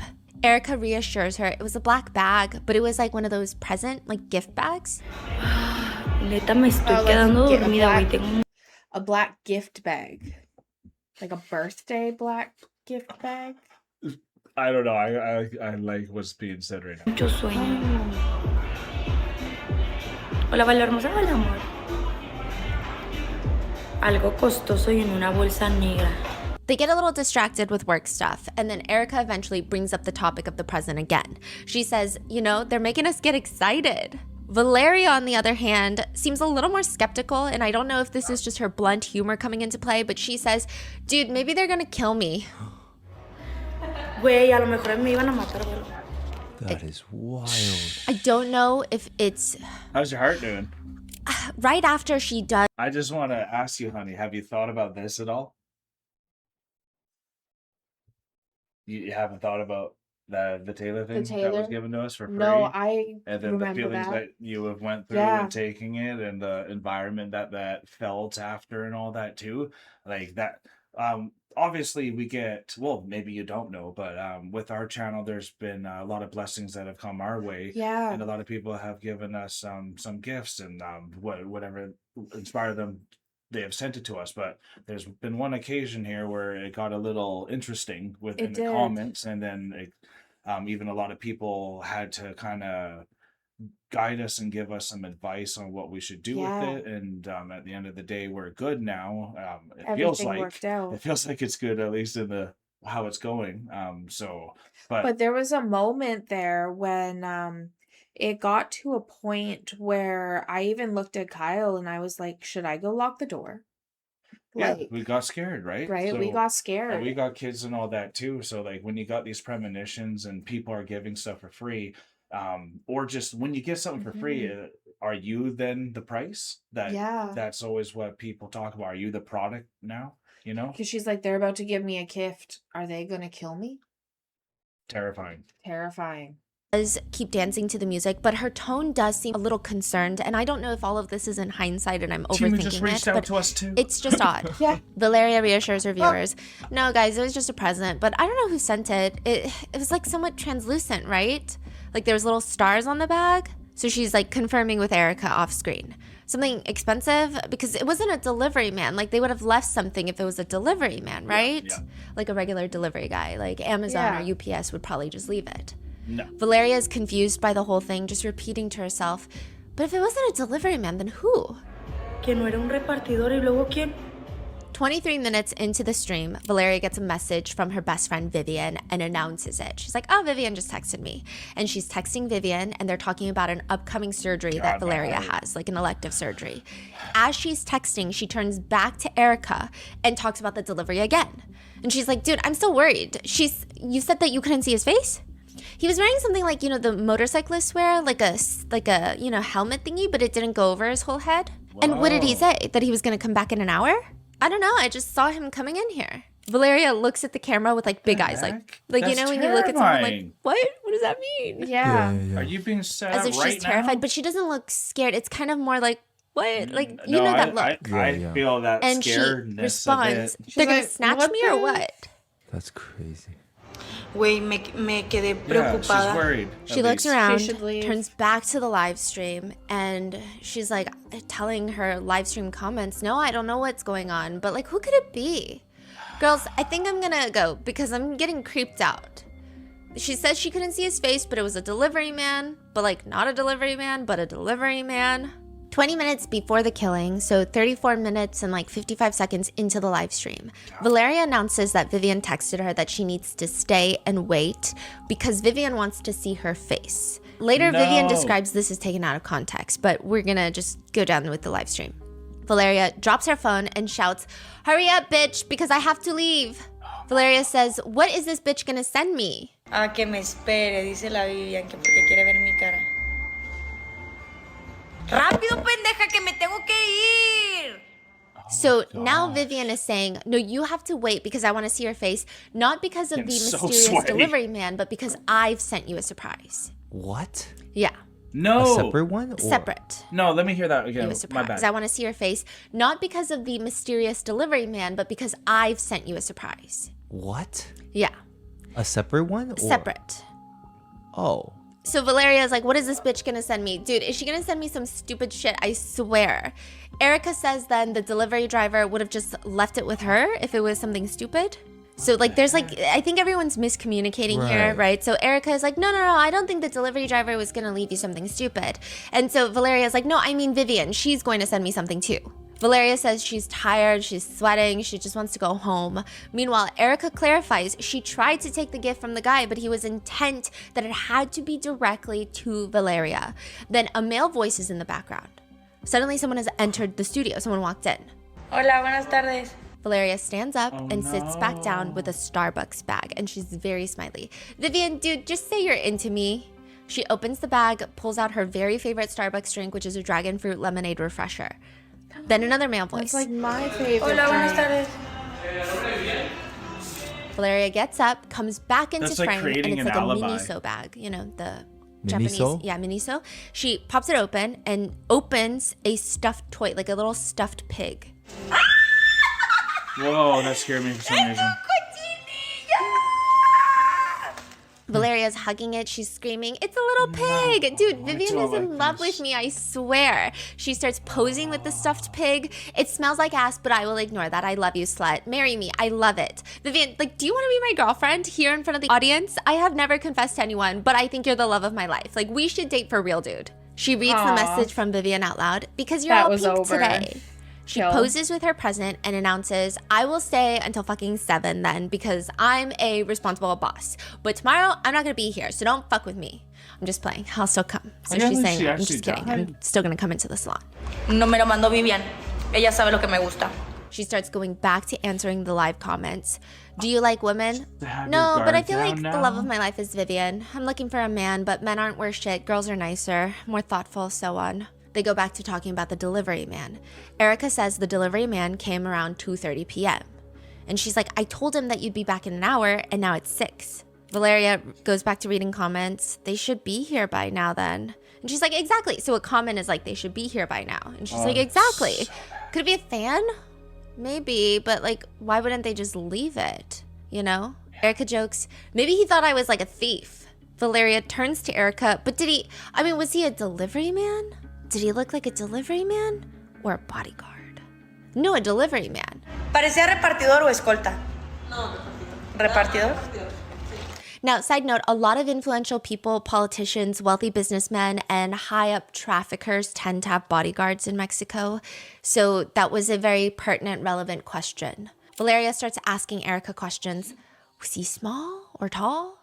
Medium, like my height. But who? I cannot think of anyone. Like, they would have told me that they're getting me a gift. She starts answering more comments. "A delivery man would just leave it, the gift." Yeah, exactly. "Does the stuffed animal have a GPS?" Oh, no. This is sent by Vivian, dude. So they're like asking, "Oh, the stuffed animal, who is it sent by?" Like, that's creepy. So her comments are getting a little skeptical too. And she's like, no, this is from Vivian.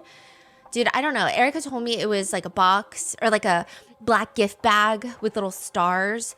And it had something very expensive inside. So they wanted me to receive it and take a picture of me with the gift. But I have no idea who could have sent it. I'm not seeing someone. Like, I would say, oh, well, then the guy that I'm seeing probably sent it. But no, I don't know. This is creepy, right? He said he's going to come back in an hour. 2:30 p.m. It's like now 6 p.m. Érika further clarifies, "I was here." And he said, "Valeria Marquez?" And I said, "Yes." Like, he thought it was me. And he doubted, like, she's not here. And I told him, "No, but this is her business and you can leave it here. There's no problem. I can deliver it to her." And he said, "I was told to take a picture with her with it."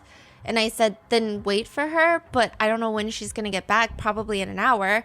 And he said, "Well, because of the price, I can't just leave it with you." And I told him, "Well, if you want, I can call her. If she says you can leave it, you can probably leave it, right?"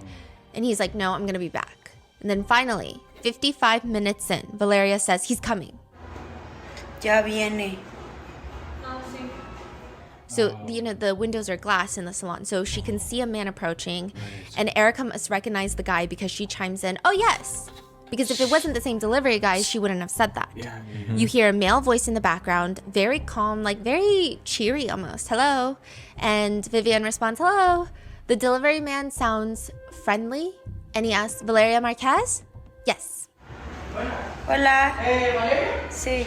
Valeria leans forward, mutes the live stream, and a few seconds later, you see her holding her stomach with her mouth open. You don't see a lot of blood. It's almost like she had a stomach cramp hit. Like, it's almost, I don't know, if maybe, like if someone hit her in the stomach with something. Like, it's a shocked face, but almost calm in the sense of you don't see anything visually. She has been shot. There's not a lot of blood. The bullet seems oddly small. You almost don't even see it in the live stream. And then you do because she's shot twice in the head. Again, it's a small bullet. There's not a lot of blood, but you can see her body fall forward. You can see her body go limp. Her face is covered by her hair. She's slightly out of frame. I mean, not much. Her face is out of frame, but her whole body is in frame because she's still live streaming. She's clutching the stuffed pig, and it almost is like her body goes rigid. And within seconds, you see the phone camera get pointed towards the ceiling, and you see the employee, Érika, turn off the live stream.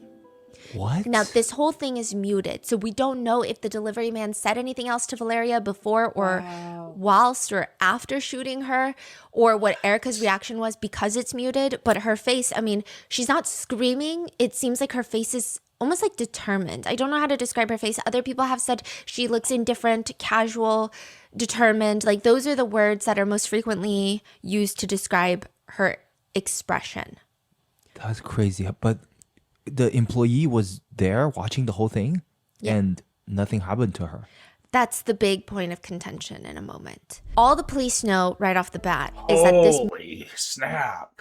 Oh my God. I'm so sorry for all of you who had to see that. Oh my God. It's so terrifying. Wow. Just thinking of that poor soul. Honestly, that's devastating. Knowing that was coming was actually really hard.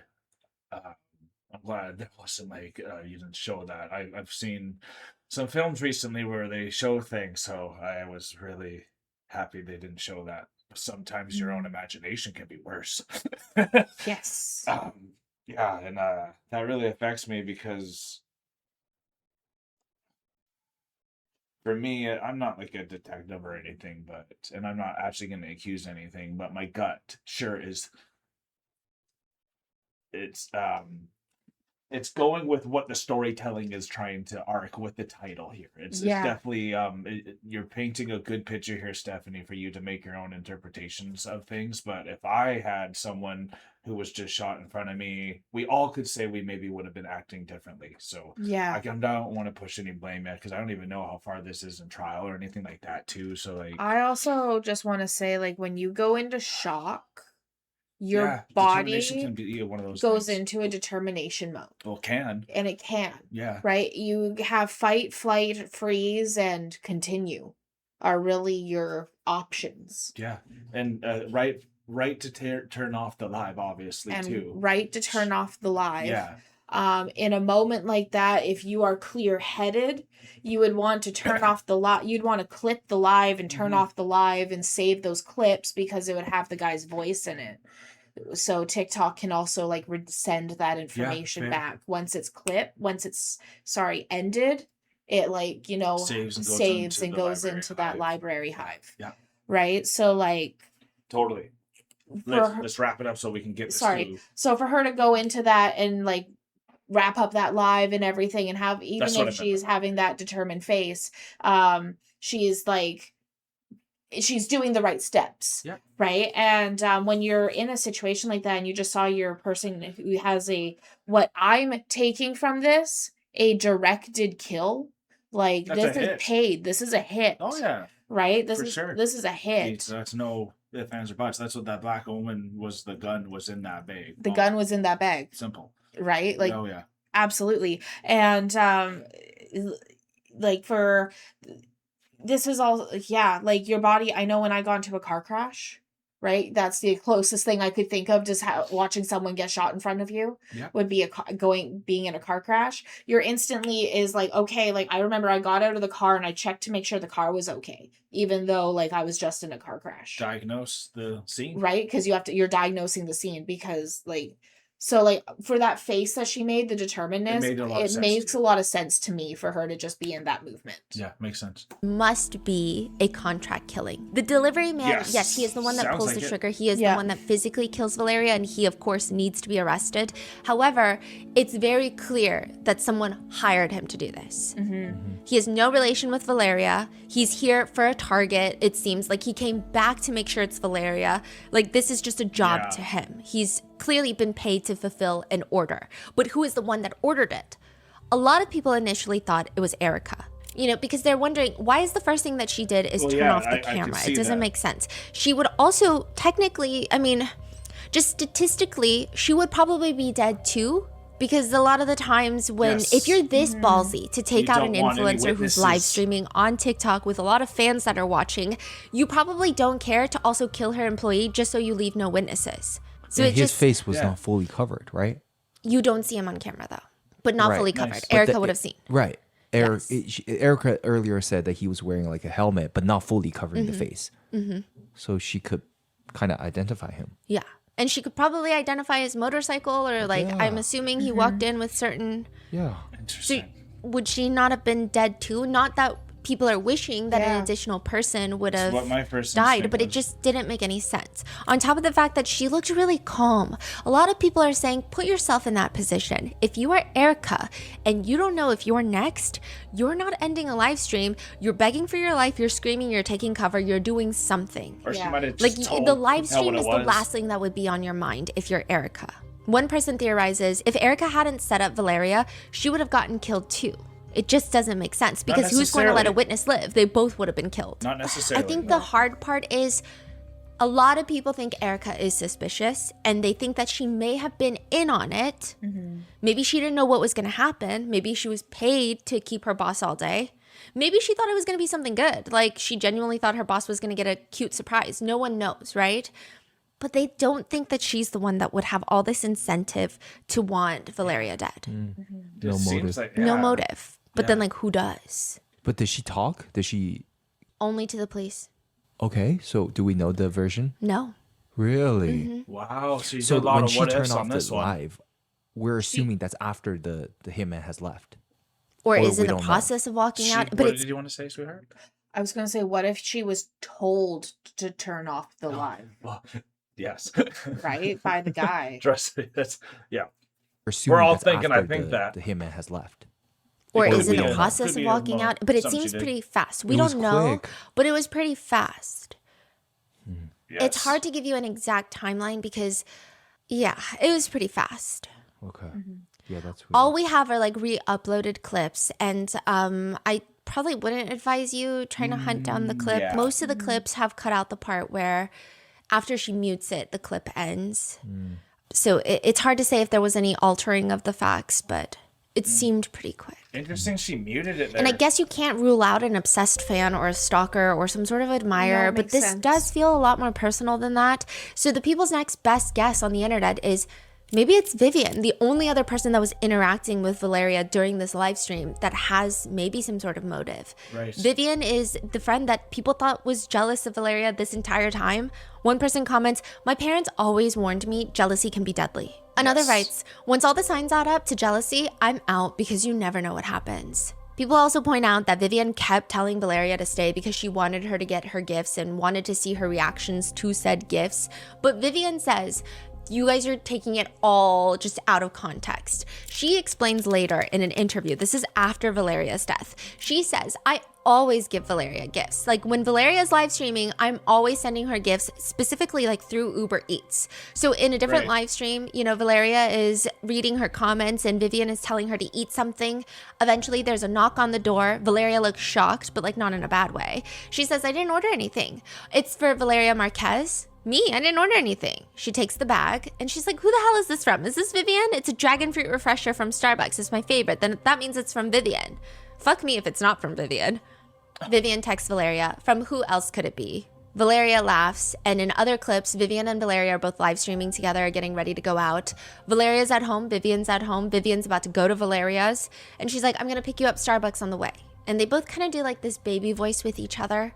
¿Quieres que te lleve un Star? Other videos show Valeria showing off a bouquet of flowers she got from Vivian. And Vivian just describes, you know, with my close friends, the friends that I truly love, I'm always really thoughtful.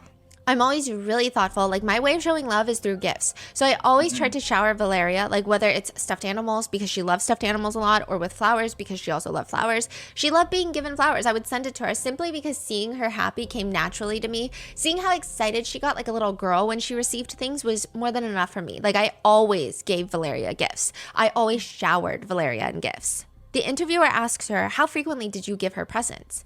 I mean, I can't tell you. It was kind of like a regular thing. Only when I felt like giving her the gift, I would give it to her. I mean, I literally almost always gave it to her when I saw her in live so that I could see her reaction when we weren't together, you know? Because a lot of the times we were also together, so... She says that recently Valeria was having problems with her ex, so I just wanted to cheer her up, send her food, flowers, stuffed animals. But a lot of netizens are saying it just feels so convenient. Also, the fact that Vivian loved to be around Valeria when she's live streaming, but conveniently the day that she passes, she's not there. There are other people who also think it's odd that she sent her a pig. and then she ended up dying in the same live stream. It almost feels like when you factor in what netizens gosh. believe to be this obsessive jealousy, it feels almost like a symbolism's not humiliation tactic. Yeah, And the fact that she was honestly. watching, it just feels like she wanted to see this happen, is what people are speculating. Now, Vivian says in a later interview, that's just couldn't be further from the truth. That's not, it doesn't make sense. She said she's watching the live stream because, quote, I was at home and because I was watching her live. I mean, I watched her in the background on my phone and I had her voice in the background just listening to her.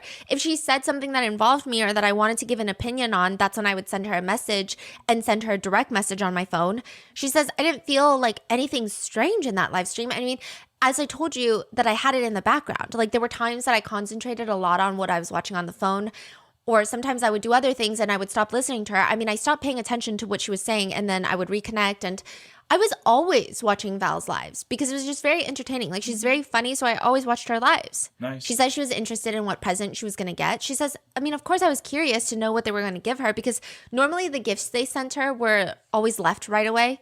So if there's flowers, people leave them. If there's other things, they leave them. So it was just intriguing. She says about the moment that her friend passes, quote, so at that moment when that happened with Val, I even thought that they had like thrown confetti poppers or something at her because I saw her kind of duck and then she went off to one side. Like, I didn't really grasp what was happening until I saw that she literally was almost collapsing onto the table.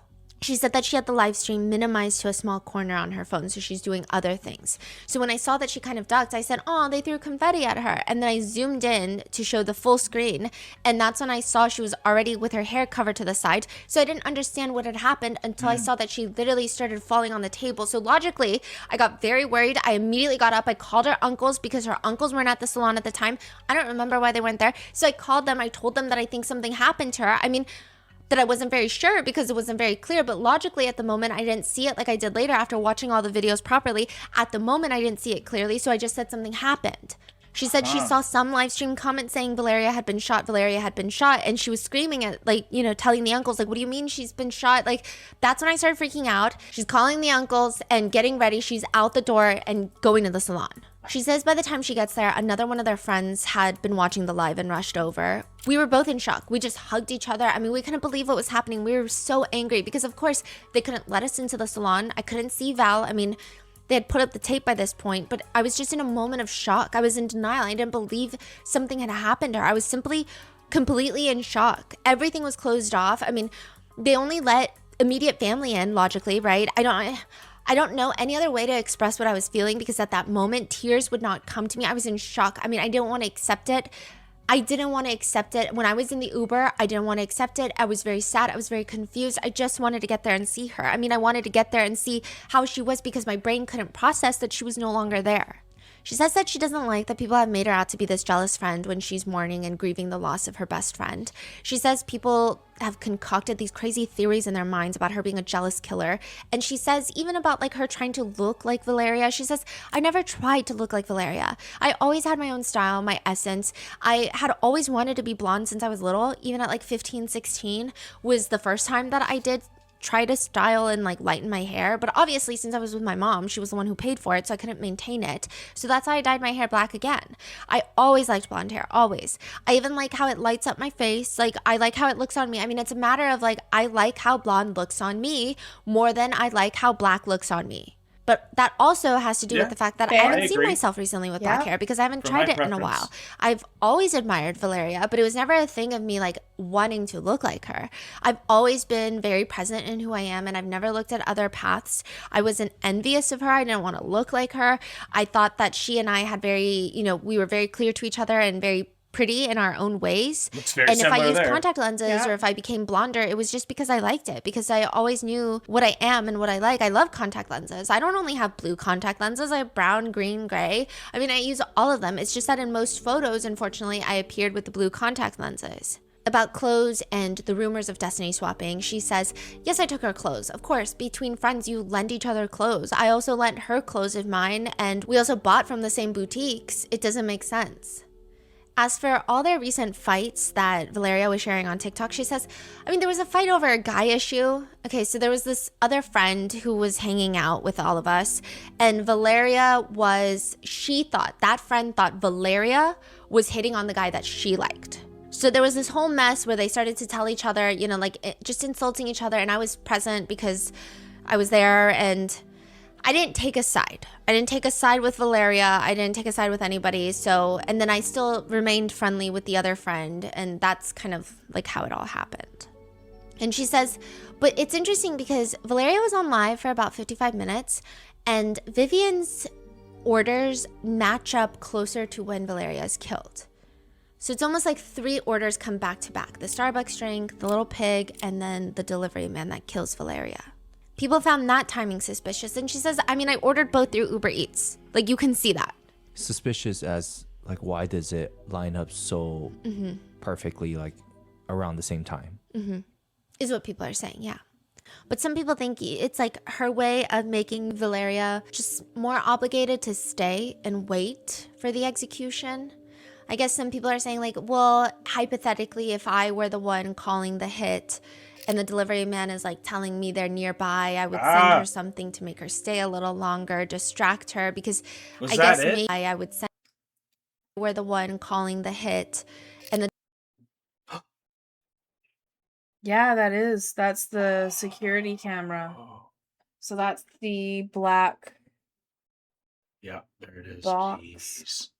delivery man is like telling me they're nearby, I would send her something to make her stay a little longer, distract her, because I guess maybe as time goes on, you can see Valeria is getting more and more over it, and she's just like, okay, like, I don't even really care at this point. So it could be that. But Vivian says Valeria is not that type. She says in an interview, and obviously this is something that benefits her, so I guess you could take it how you will. But she says that Valeria is not the type that would ever stay just because of any sort of gifts. Whether it be Vivian's gifts or an expensive gift, she says, quote, because Valeria, if she really had felt in danger, even if I told her to stay, she would have left. Like, she simply just would have left. She wouldn't have listened to anybody. She wouldn't have listened to me. She wouldn't have listened to anyone. I mean, if she felt like she wasn't safe or that something bad was going to happen to her, she would have left. She said she was I know what you're thinking, which is kind of irrelevant. Yeah. They're telling her to stay. Yeah. What? Yeah. And she's like, but I think that she was just more intrigued by the gift than anything. Like, she was confused about knowing who it was from and what the gift was. Yep. Others say, you know how Érika had briefly mentioned in the live stream, like, they said Valeria Marquez. And she was like, yeah. They're like, Valeria? And then she's like, well, this is like my boss's salon. She stepped out. Do you recall that in the live stream?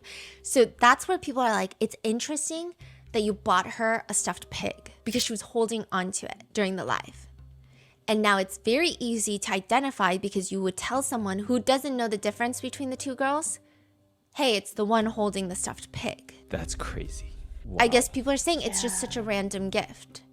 But Vivian is saying, well, no, I got a stuffed pig for her because I just wanted to make her feel better. I wanted to get her flowers, but they wouldn't deliver in time. And the stuffed pig was pink and she was wearing all pink. So that's why I coordinated it like that. Now, aside from Vivian, there is another suspect the internet has their eyes on. So they're not just like honed in on Vivian. It's the cartels. Valeria is based in Guadalajara, which is where one of the more powerful criminal organizations is based, CJNG, Cartel Jalisco Nueva Generation, the new generation of Cartel Jalisco. And she was suspected to have been dating R1's son. Now, R1, whose real name is Ramon Angel Alvarez Ayala, is the leader of one of the subunits of CJNG. So this is like a top dog. I wouldn't say he's the toppest, you know, like he's at the top, but he runs one of the subunits. And I've heard he is in charge of the subunit that handles taking people out. So it seems like a very violent subunit. So cartels are, their structure is interesting. So they have subunits that are dedicated to just like violence and enforcement. And then obviously they have different subunits that are more for the trafficking purposes, right? The admin work. But he's like the head of a very violent subunit. He's also been linked to the murder of Carlos Manzo, who is the former mayor of Europan. And people say that he was killed because he was not bending to the demands of the cartels. Was it a shooting or? Yeah. Now, Valeria was allegedly dating his son, shooting? Francisco, who is nicknamed Narco Jr. They had seemingly a nasty breakup, which is all but confirmed with the recent arrest in this case. So recently in Mexico, R1, the dad, was arrested on suspicion of murder of the former mayor as well as influencer Valeria Marquez. Really? Yeah, I know. People were so shocked. Really? They cracked down that hard? Yeah. Interesting. Authorities were stating R1's son was in a romantic relationship with Valeria. He had already threatened her on several occasions, and everything indicates that the son asked his father, R1, to commit the femicide. Really? Femicide. The son, Francisco Narco Jr., has not been found yet. Authorities have not been able to locate him. Really? But why would R1's son ask his dad to help him kill his ex-girlfriend? Whoa, I'm not that's a doubting it. twist I'm not I saying wasn't like, seeing. oh, but why would he, right? I'm saying, like, is there a reason? Because a lot of people are saying being entangled in the cartel life is incredibly dangerous, but you would imagine that it's impossible for these cartel higher-ups to kill every single person that they've ever been romantically involved with, and then to do it in such a public scale and in a way that a lot of psychologists believe is humiliating. To do it in the midst of a TikTok live stream for the Oh world my to God, see, yes. there is a humiliation aspect. That's why I was But crying. There is also a power. Yeah. Yeah, it's also it's like a message almost. Yeah, and it's like a, It's just and a it's message. dangerous because it does put a target on your back for authorities too, because there's more pressure for them to solve the case. Yep. So a lot of people think, well, maybe Valeria knew too much about the organization, but some Police are people think called it's pigs, weird. right? And I say Yeah. maybe it's a potential motive, not as justification for murder, but just as people are trying to figure out why Valeria. In one live stream, Valeria says about her ex, do you know what he told me? That I was already used. And that he didn't like women who'd been with a lot of guys, that a lady doesn't go from bed to bed, and that I was one of those women. He told me he was disgusted by me knowing how many men I'd slept with, that I wasn't good enough to introduce to his friends, that how could he give me his last name if I had already been recycled? And there I was, believing he loved me, putting up with his insults, his control, even his stupid jealousy. Also, he could treat me like trash. ¿Sabes lo que me dijo? Que yo ya estaba muy usada, hasta sus celos estúpidos y todo para que al final me tratara como si fuera basura. Some people think that Valeria was getting fed up and she was perhaps disclosing too much information. Allegedly, days before her death, she posted an Instagram story showing bruises on her legs, and she wrote, "It was my partner with whom I lived with. That's why I say he is my ex. And I make that person responsible for anything that might happen to me and my family, even if I have to leave the city." She even wrote in her private broadcast, "Don't break my heart anymore because I will actually die this time." Then another one that reads right after, "Why are people so fucking stupid?" Another circulating screenshot is Valeria had shared the screenshot of how she allegedly got kicked out of a club and the security guards assaulted her, leaving her covered in bruises, and it was all her ex's fault. So apparently the caption of that story that has since been deleted reads, "My ex didn't like me being here to have fun, and the security guards told me please leave because you don't know what he's like. I don't want to get in trouble with him." And they like dragged her out of there, and she was covered in bruises. So it does indicate that she was dating someone who had a lot of power and they were scared. There was also another screenshot that she shared where it's text messages between her and her ex-boyfriend, which people think is Francisco. And he's telling her, "I've never showed you the other side of me, like you don't want to mess with me." And she was wondering if that was a threat. I see. A lot of people, though, I will say, are relieved and happy that there is so like a step closer to justice. Okay, happy is a crazy word. Relieved and grateful that there is a step closer to justice. One person comments, "Finally," but also you can arrest her friend who set her up. So people are happy, but they also think that Vivian was still involved. Like the cartel and Vivian theories were not separate from each other. The new internet theory is that Valeria's ex-boyfriend, Narco Jr., had Vivian's help in making sure Valeria stayed. And a lot of those people think that Vivian also recruited Érika to help as well. Some of the other people are just indifferent to Érika, but people speculate that Vivian's new boyfriend is Narco Jr., Valeria's ex-boyfriend, and that perhaps they'd even been dating prior to all of this, prior to Valeria being killed.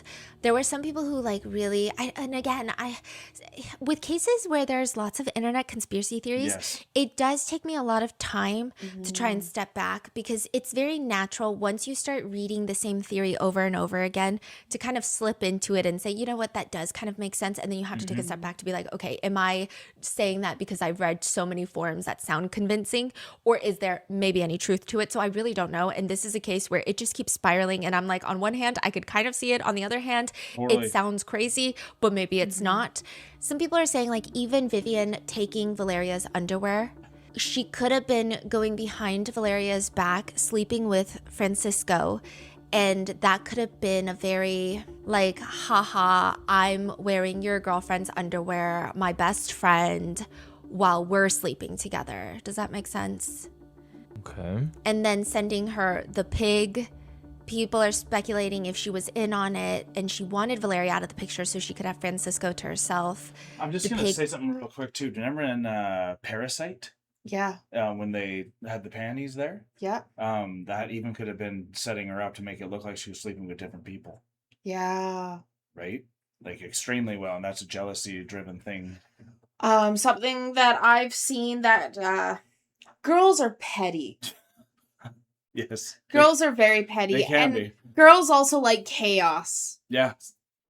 And Deadly combination. A very deadly combination. And I saw a TikTok once, of a girl who was going around with checking if people had their cars locked in a parking lot. Right, and just going in. And throwing scrunchies in the passenger seats and hiding scrunchies Setting in people's cars. Yeah. And that weren't the girlfriends or the wives, and just setting people up for arguments.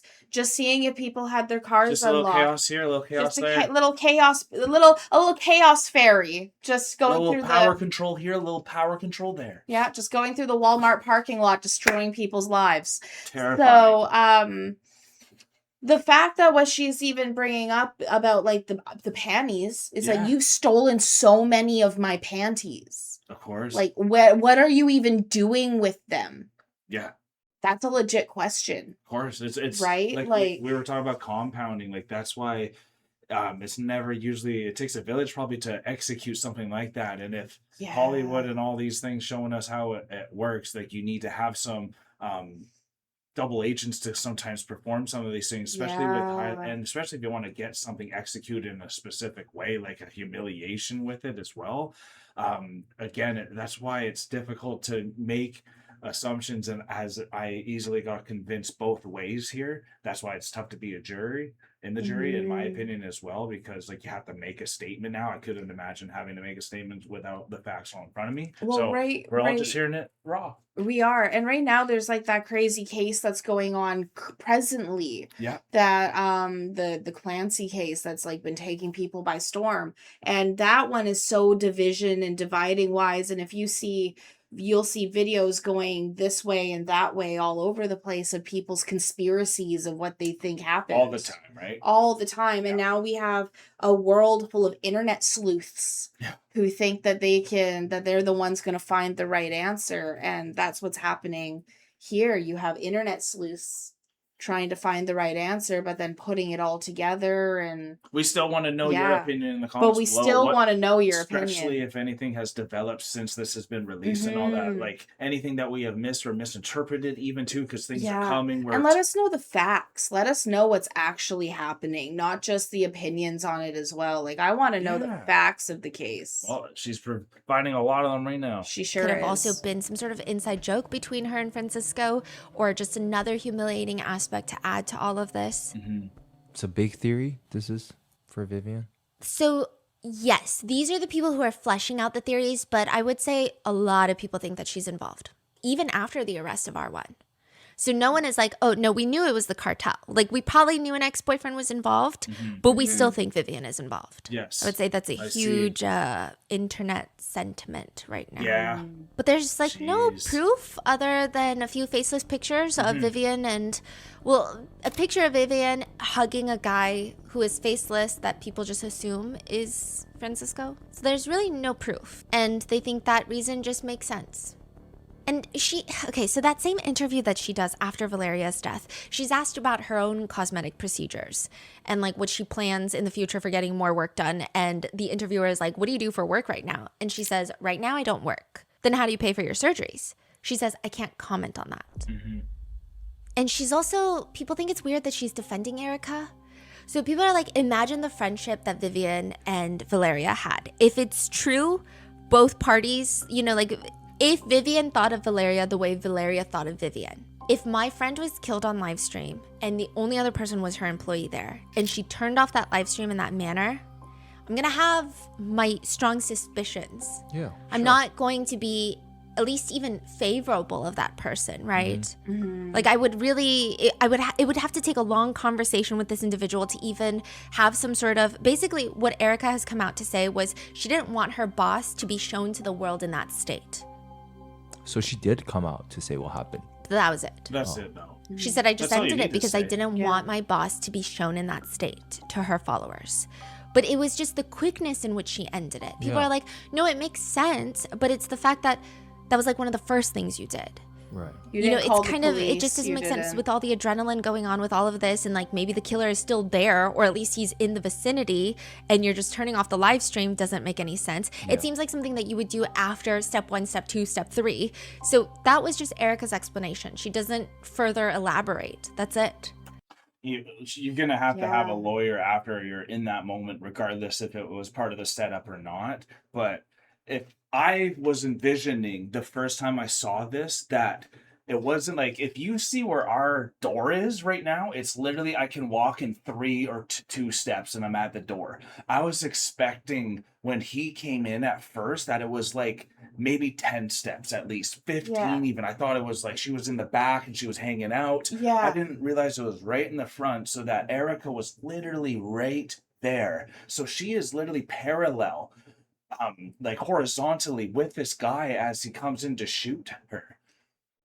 And then she's right there, and like, so then it's literally stuck. Like she can't go anywhere. She's literally pinned. She's in pinned. that moment. She is Yeah. literally pinned. So like, I also get why she couldn't just run, or like you're literally trapped in that moment, which is nuts if you think of it Yeah. too. So like, but that also makes you think about just what you would have happened. And I think that's the danger also about the internet, is now so many potential narratives come in that can influence people's opinion. But at the end of the day, it's not like our opinion is really going to decide the fate and how this comes out. But it's devastating because, again, Valeria died. Yeah. She got murdered, and so many people had to see this, and this is She got executed publicly. yeah, and this is completely like organized crime to the extreme, and Yeah. like everything that it's mixed in. It's just like the world is so not innocent, and it's rough, to be honest. It really You really got to focus on the light, y'all. Vivian, however, defends Érika in that interview, saying, later when I saw her reaction of the clip, it seemed to me more like a reaction that in the beginning she didn't want Valeria to be vulnerable. You know, the same thing is happening to me where they're crucifying her simply for having ending a live stream. I mean, I don't have an opinion on that because in reality, I don't know her. I mean, I don't know her deeply, but if she's in the same situation as me, you know, where people are accusing her of things, well, I send her lots of strength, and don't let yourself be brought down by the bad comments. At the end of the day, she knows the relationship that she had with Val, and that's what matters. And I hope that her loved ones and her friends are surrounding her with lots of love. People thought that was weird. That Because you're is. Valeria's friend, best friend since like 15. Yeah. Did she ever say who she thought did this? No. Yeah, she also, when she's asked, like, was Valeria dating members of the cartel? And she says she wasn't dating anyone that would bring any trouble. See, she clearly knows more than at that Yeah. point, and she's, then if She's been she's trained what not to being say. transparent about some Yep. aspect, then Media people's trained. going to assume you're lying about more things. So I think it's just a matter of, do people think she's lying because you don't want the cartel on your back? Because to be like, oh yeah, no, she was dating a cartel member. Obviously, the cartel is not going to take that nicely. They're not going to just be like, oh, okay, do Yeah. your little live streams and interviews. Or is it the fact that she has further incentive to protect that information? Yeah. She says, for all the people who are coming up with rumors about her, quote, broaden your minds a little more. Don't get carried away by all the things you see on the internet. Don't get carried away because people simply have a certain number of followers and they are already judge and jury to say who is guilty and who is not when the evidence they pleading have your own isn't guilt even here? real, it's fabricated. But some people think even that is shady. People are like, you've never once demanded justice for your friend. Like, you're not going around trying to get Brings in the answers. views. You're just more so being Like, like, hey hear what she guys, don't said. not think not followers that you see on the internet. Don't get carried away because people simply have a certain number of followers and It's about numbers. It's about the numbers. Like I said from day one, That's why this is so devastating. That's the first thing she listed. That is the first, so this is a public guilt just to come and get your conscience clean and move on. And it's ridiculous. Like, and if not, like, I'm sorry, because like that's why this one's tough, and I always love this with the Rotten Mango, because every time I'm like, should I make a statement or not? Because you always should say, like, that's just what they say. These are the angles. Nothing's actually, everyone's innocent until proven guilty. So, like, at the end of the day, they got someone for the murder that is outside of that, and I don't know the entanglement too, but it always feels like you got to walk on a tiptoey. It's such a tightrope. So, like, and it makes you want to feel media trained, but then I don't want that to overtake in these moments when you have to speak at least how you feel. Absolutely. Because I want my gut to be explained to y'all. And like, if I had to make a decision, you guys can ask me. I definitely can see the angle that is being spun here about the best friend. Everyone's involved. The everyone's involved angle. And I love that angle because it plays into such a cinematic storyline. It sure does. I know that somebody actually lost their life, and I feel really bad about that, but I always am one who like looks at the storyline around it and how it's played out. Yeah. Because if you don't look at the motive and like all the different aspects of the story, you're gonna miss something that kind of took place within it.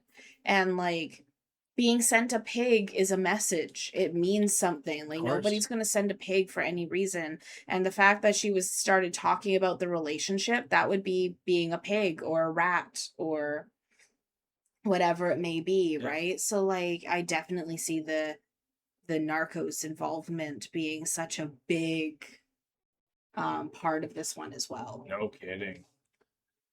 Sketchy feelings on this one. Very sketchy on this one. See on the internet, don't get carried away because people simply have a certain number of followers and they are already judge and jury to say who is guilty and who is not when the evidence they have isn't even real, it's fabricated. But some people think even that is shady. People are like, you've never once demanded justice for your friend. Like, you're not going around trying to get answers. You're just more so being like, hey guys, don't believe everything you hear when your friend is dead. Vivian has also started fighting back in the comments. Odd. One person had commented on her profile, free me from friends like you. Yeah. And she responds, I don't think you have any friends. When someone asks her why she told Valeria to stay, she responds, yes, dude, I told her to stay, but for my gifts only. I never told her to stay the whole time. And then she gets frustrated and she says, just go watch the full live stream, dude. I mean, Tú le dijiste que se quedara. Sí, güey, yo le dije que se quedara, pero a mis regalos, nada más. Yo nunca le dije que se quedara de que todo el tiempo. like she's telling them to watch the live stream in which her friend was killed. It's just kind of odd. Now, as of right now, it appears that the authorities are searching for Narco Jr. I don't know if they're going to find him. Probably not. I also think, and I say this as in like a place from anger, not a place of just like stating the facts, right? But I do wonder if R1 had not also killed the former mayor, if he wouldn't have been arrested. If it was just the death of a woman, I don't know if he would have been arrested. But I think maybe it's like, okay, we wanted to get him down for killing the mayor, but now we can also get some good standing with the community because we can make it about Valeria. Because, you know, a lot of that, so many people are shocked that they were arrested someone in the first place. And that means that usually authorities don't care when a woman is murdered. Yeah. It's terrifying. So I don't know if they're searching for Narco Jr. I don't know if they're going to find him. Maybe they're investigating if any of Valeria's friends have anything to do with this. I'm not sure. One person writes, honestly, I'm just surprised she's getting any justice. Another person comments, I hate that pig plushie. It was so symbolic and it broke my heart how she hugged it as she died. No kidding. And what's crazy is a lot of people still blame Valeria for her own murder. Oh no. One comment reads, I had my suspicions. It's so sad that they end up like this because they just want an easy life. Another responds, she had it coming. She knew what she was getting involved with. She looked for her own death. God gives you free will on the path that you choose to take. Rest in peace. Oh my lord. Wow. Someone else comments, not everything that shines is gold. They get involved with criminals and then they don't like it anymore. People have been generating like AI generated images of her holding a plushie. And they write in the words, this happened to me for being a whore. Work so you don't think you can go around being a whore and get money from a drug trafficker and then leave him as if nothing happened. Which is already a dumb, despicable message, but it makes even less sense when you realize that Valeria was killed at work, at her place of work. Someone even made an AI picture of Valeria laying in the morgue where she's essayed by someone dressed as the medical examiner. Whoa. And so just even in her passing, there's this whole debate. Lots of people are saying, like, why are we making her a martyr? Why are we making her the face of femicide when she was the one that decided to get involved with cartels? And then other people are saying that's still victim blaming. Like, that's the reason why maybe she should be the face of femicide. Not that there should be a face or one face, but it's like, that's another reason people are upset. One person comments, the way that people are covering the femicide of Valeria Marquez fucking enrages me. Like, they keep spreading videos of her murder when she gets shot. They also keep only showing photos of her in swimsuits. Like, just stop. To which someone directly comments, whores who get involved with narcos don't deserve any less than to be belittled even after death. Let this be an example that easy luxury is not free. One person writes, Valeria Marquez was not killed for being buchona or for having if we're one gonna person. give everyone credit, you have to realize there's a lot of people that think like that. Yeah. There's a lot of people that think like that, and that's what I think a lot of people don't realize is the humans are so diametrically different as well, though we're so similar, but there is millions, maybe billions that would agree that if you're gonna mess with those type of people, there's gonna be casualties and things that can happen from that. And guy who came out of mafia will tell you he doesn't know one family member, someone in the mafia that doesn't have multiple family members that are affected. Yeah. There's not one person that doesn't have at least one or more. Yeah. So like everyone's touched. If you bring it into your life, it's going to affect other people around you. It's going into your family immediately. And not even just, it's literally family immediately too. And like you see that, like, and the thing is and the reason why there's so many people who think that way is like you see it in TV shows like Breaking Bad, Weeds, etc., so forth, about bringing that, welcoming it into your family, into your life, and how it affects you and how things happen. And so the people who think like that, they take those as the warnings and like, well, you watched this, how come you didn't learn from it? Because I know I've had that said to me about like the teen mom movies and stuff like that, right? Why didn't you learn from it? And there's so many people like that in the world. So when they see something like this, they can't even empathize with the victim because they can't get past their own just think wall. Just think of this though, like with Goodfellas again, because I'll tie this in. She never has seen him with the gun, but then she actually gets hit on by a neighbor. And then he comes out, whacks this guy, beats the shit out of him with a gun and pistol whips him. Wow. And then puts it back in, and she's like, I have never been that sexually turned on. Aroused. Like, I have never been that sexually turned on before. And that was the intoxicating thing that she couldn't leave.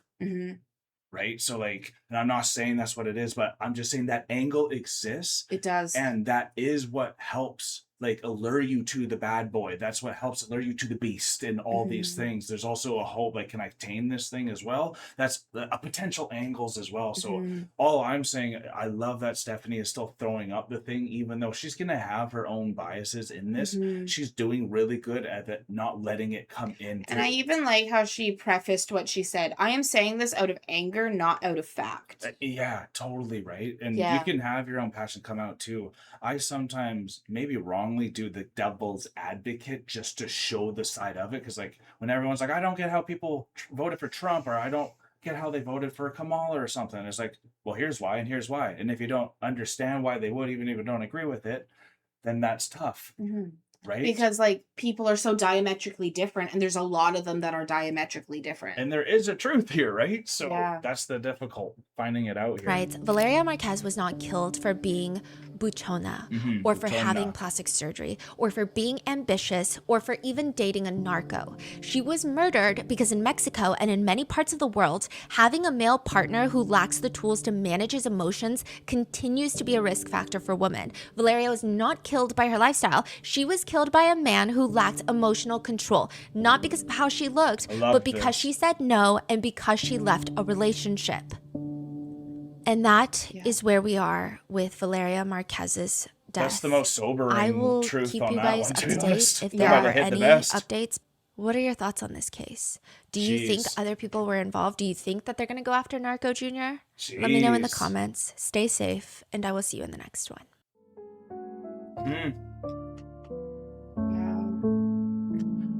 What a time to get back to Rotten Mango with Mango Mondays, y'all. This Mango I'm really Mondays. excited to keep this up with everyone. And Hayden is this girl is who I actually wanted to bring up during it. She's someone who just got she passed away. A lot of people saying she got executed as well. She started talking about things that she went through in the Hollywood sphere, how she got stuck on like a yacht and had to go somewhere and wasn't able to say no, and blah blah blah blah blah. But that would be one to check out as well. 100% if that's even investigated by her. But for me, why this is just so intriguing is they are so big that the police almost can't even do anything about it. No, they can't. I actually don't think they can. So like, I think that's what intrigues a lot of people too, and puts them onto a different echelon that makes you get invested anytime they're even associated with it too. Yeah. So that the name thing does help bring it in, and it kind of risks, like the stakes get way higher when that is involved, and like you could feel it. Like I literally, like when watching incredible episodes of Breaking Bad and Better Call Saul, that the type of sweats and feelings I was getting was through this case. So it really felt, to be honest, as real as it could be. And I would love to know what you guys have for your opinions too, because it's easy to have a different opinion on this one. It really is. It's so easy to have differing opinions on this. I'm sorry, my headset messed up my bangs, and now I'm like staring at them. But it's so easy to have so many different opinions on this one, because there's so many factors. This isn't everyone's involved. Everyone had something to do with it. I don't think anyone is necessarily innocent, even unintentionally guilty, if that makes sense. Like, I don't want to put blame on Érika and say that she was involved 100%. Right. So I want to say even unintentionally guilty by being like, no, like there was a delivery driver, just your wasn't aware enough, the vague unawarity of like, because like when we saw that clip of him holding the black box, right, the moment I saw him and like the helmet and that black box, I'm like, that box is a gun.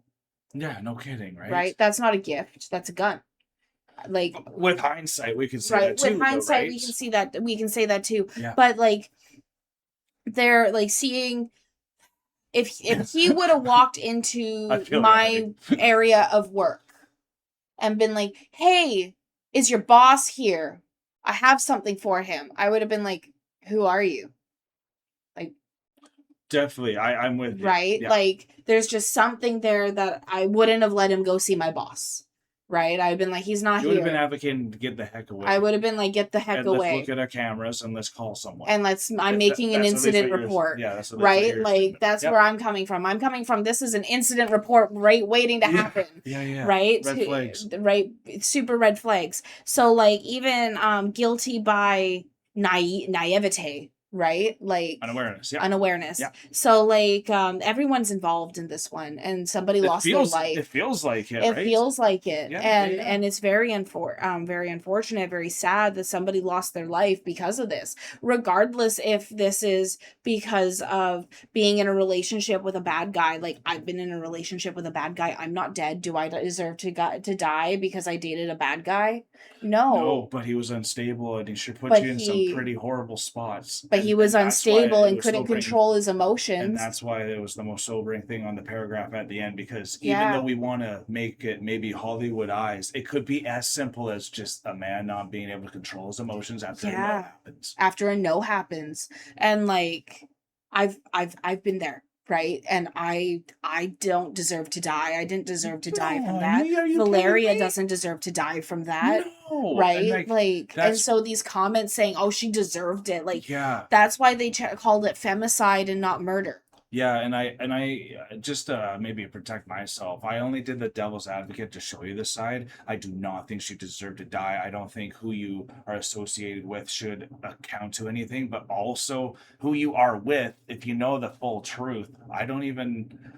Sometimes what you are with will bring that to you. My dad was with a lot of bad people growing up, and there was a lot of associations that he got addictions from being with that person, and then he's never been able to lose it. So like, when I had Avery, I had to say no and make changes to the associations in my life, because I course. had a lot of associations to gang violence here in Canada, which was now like and underground street racing and gang violence, and Yeah. like I had a lot of association into that before I had kids, and I had to be like, no, like this isn't something that I want for my life.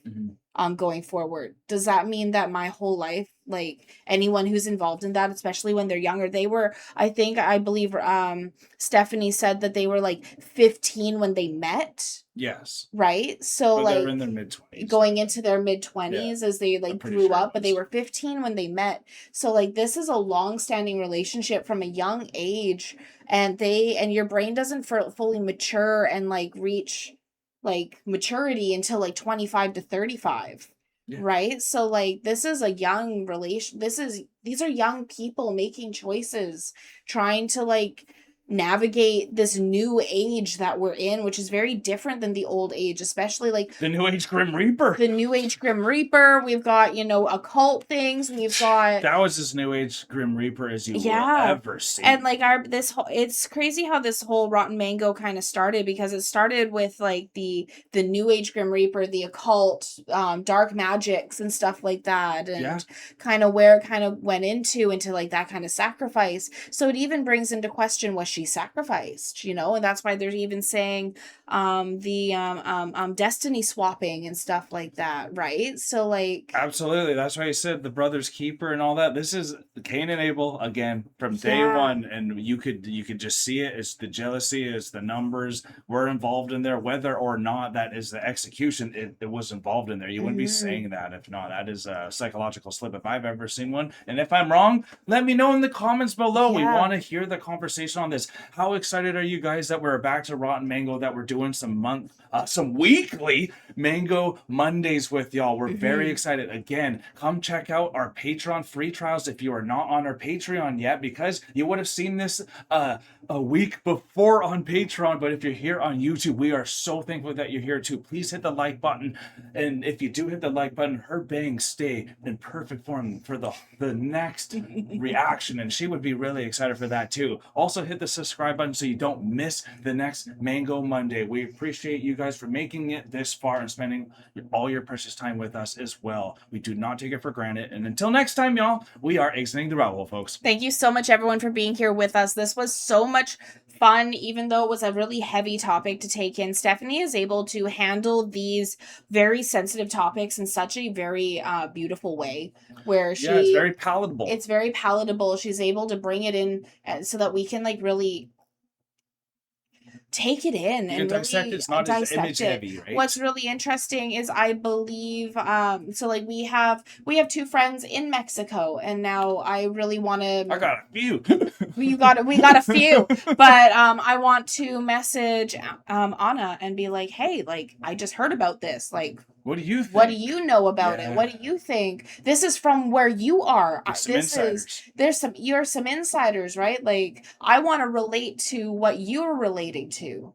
So 100%. like that's something that I think is really cool. That's the police siren goes off. The police sirens go off. She's scared. The narcos. The narcos. But like that's something also that Rotten Mango does, is it connects cultures and it connects news and it connects countries. And I think that's also fantastic, because now I have something that I would have never known about that's happening in a different country, that I have a friend in that country that I can now go and connect with that friend about, and I haven't connected with that friend in a while. So like any little kind of crumb that I can have with my friends, that's amazing. 100%. Hopefully. I don't know. That's cool. I just thought that was cool to be able to connect with my friend in Mexico. Absolutely. But this is we're good. Yeah, this has been a lot. So yeah, thank you all for being here with us. I can't wait to see what else is going to be coming down the rabbit hole and what our next Rotten Mango video is going to be. Let us know. Please. Let us know in the comments what one we should go to next. If we should go older, if we should go newer, if there's one that you think we'd really like. They ain't no newer yet. There ain't no newer yet. This was the newest one, so definitely older. But let us know what to do in the comments below and where to go from here. And definitely send your prayers, your vibes, whatever it is that you have to Valeria's family and everything as well. So thank you everyone for being here. Peace and love, Chronicans. God bless y'all. Take care. Bye for now.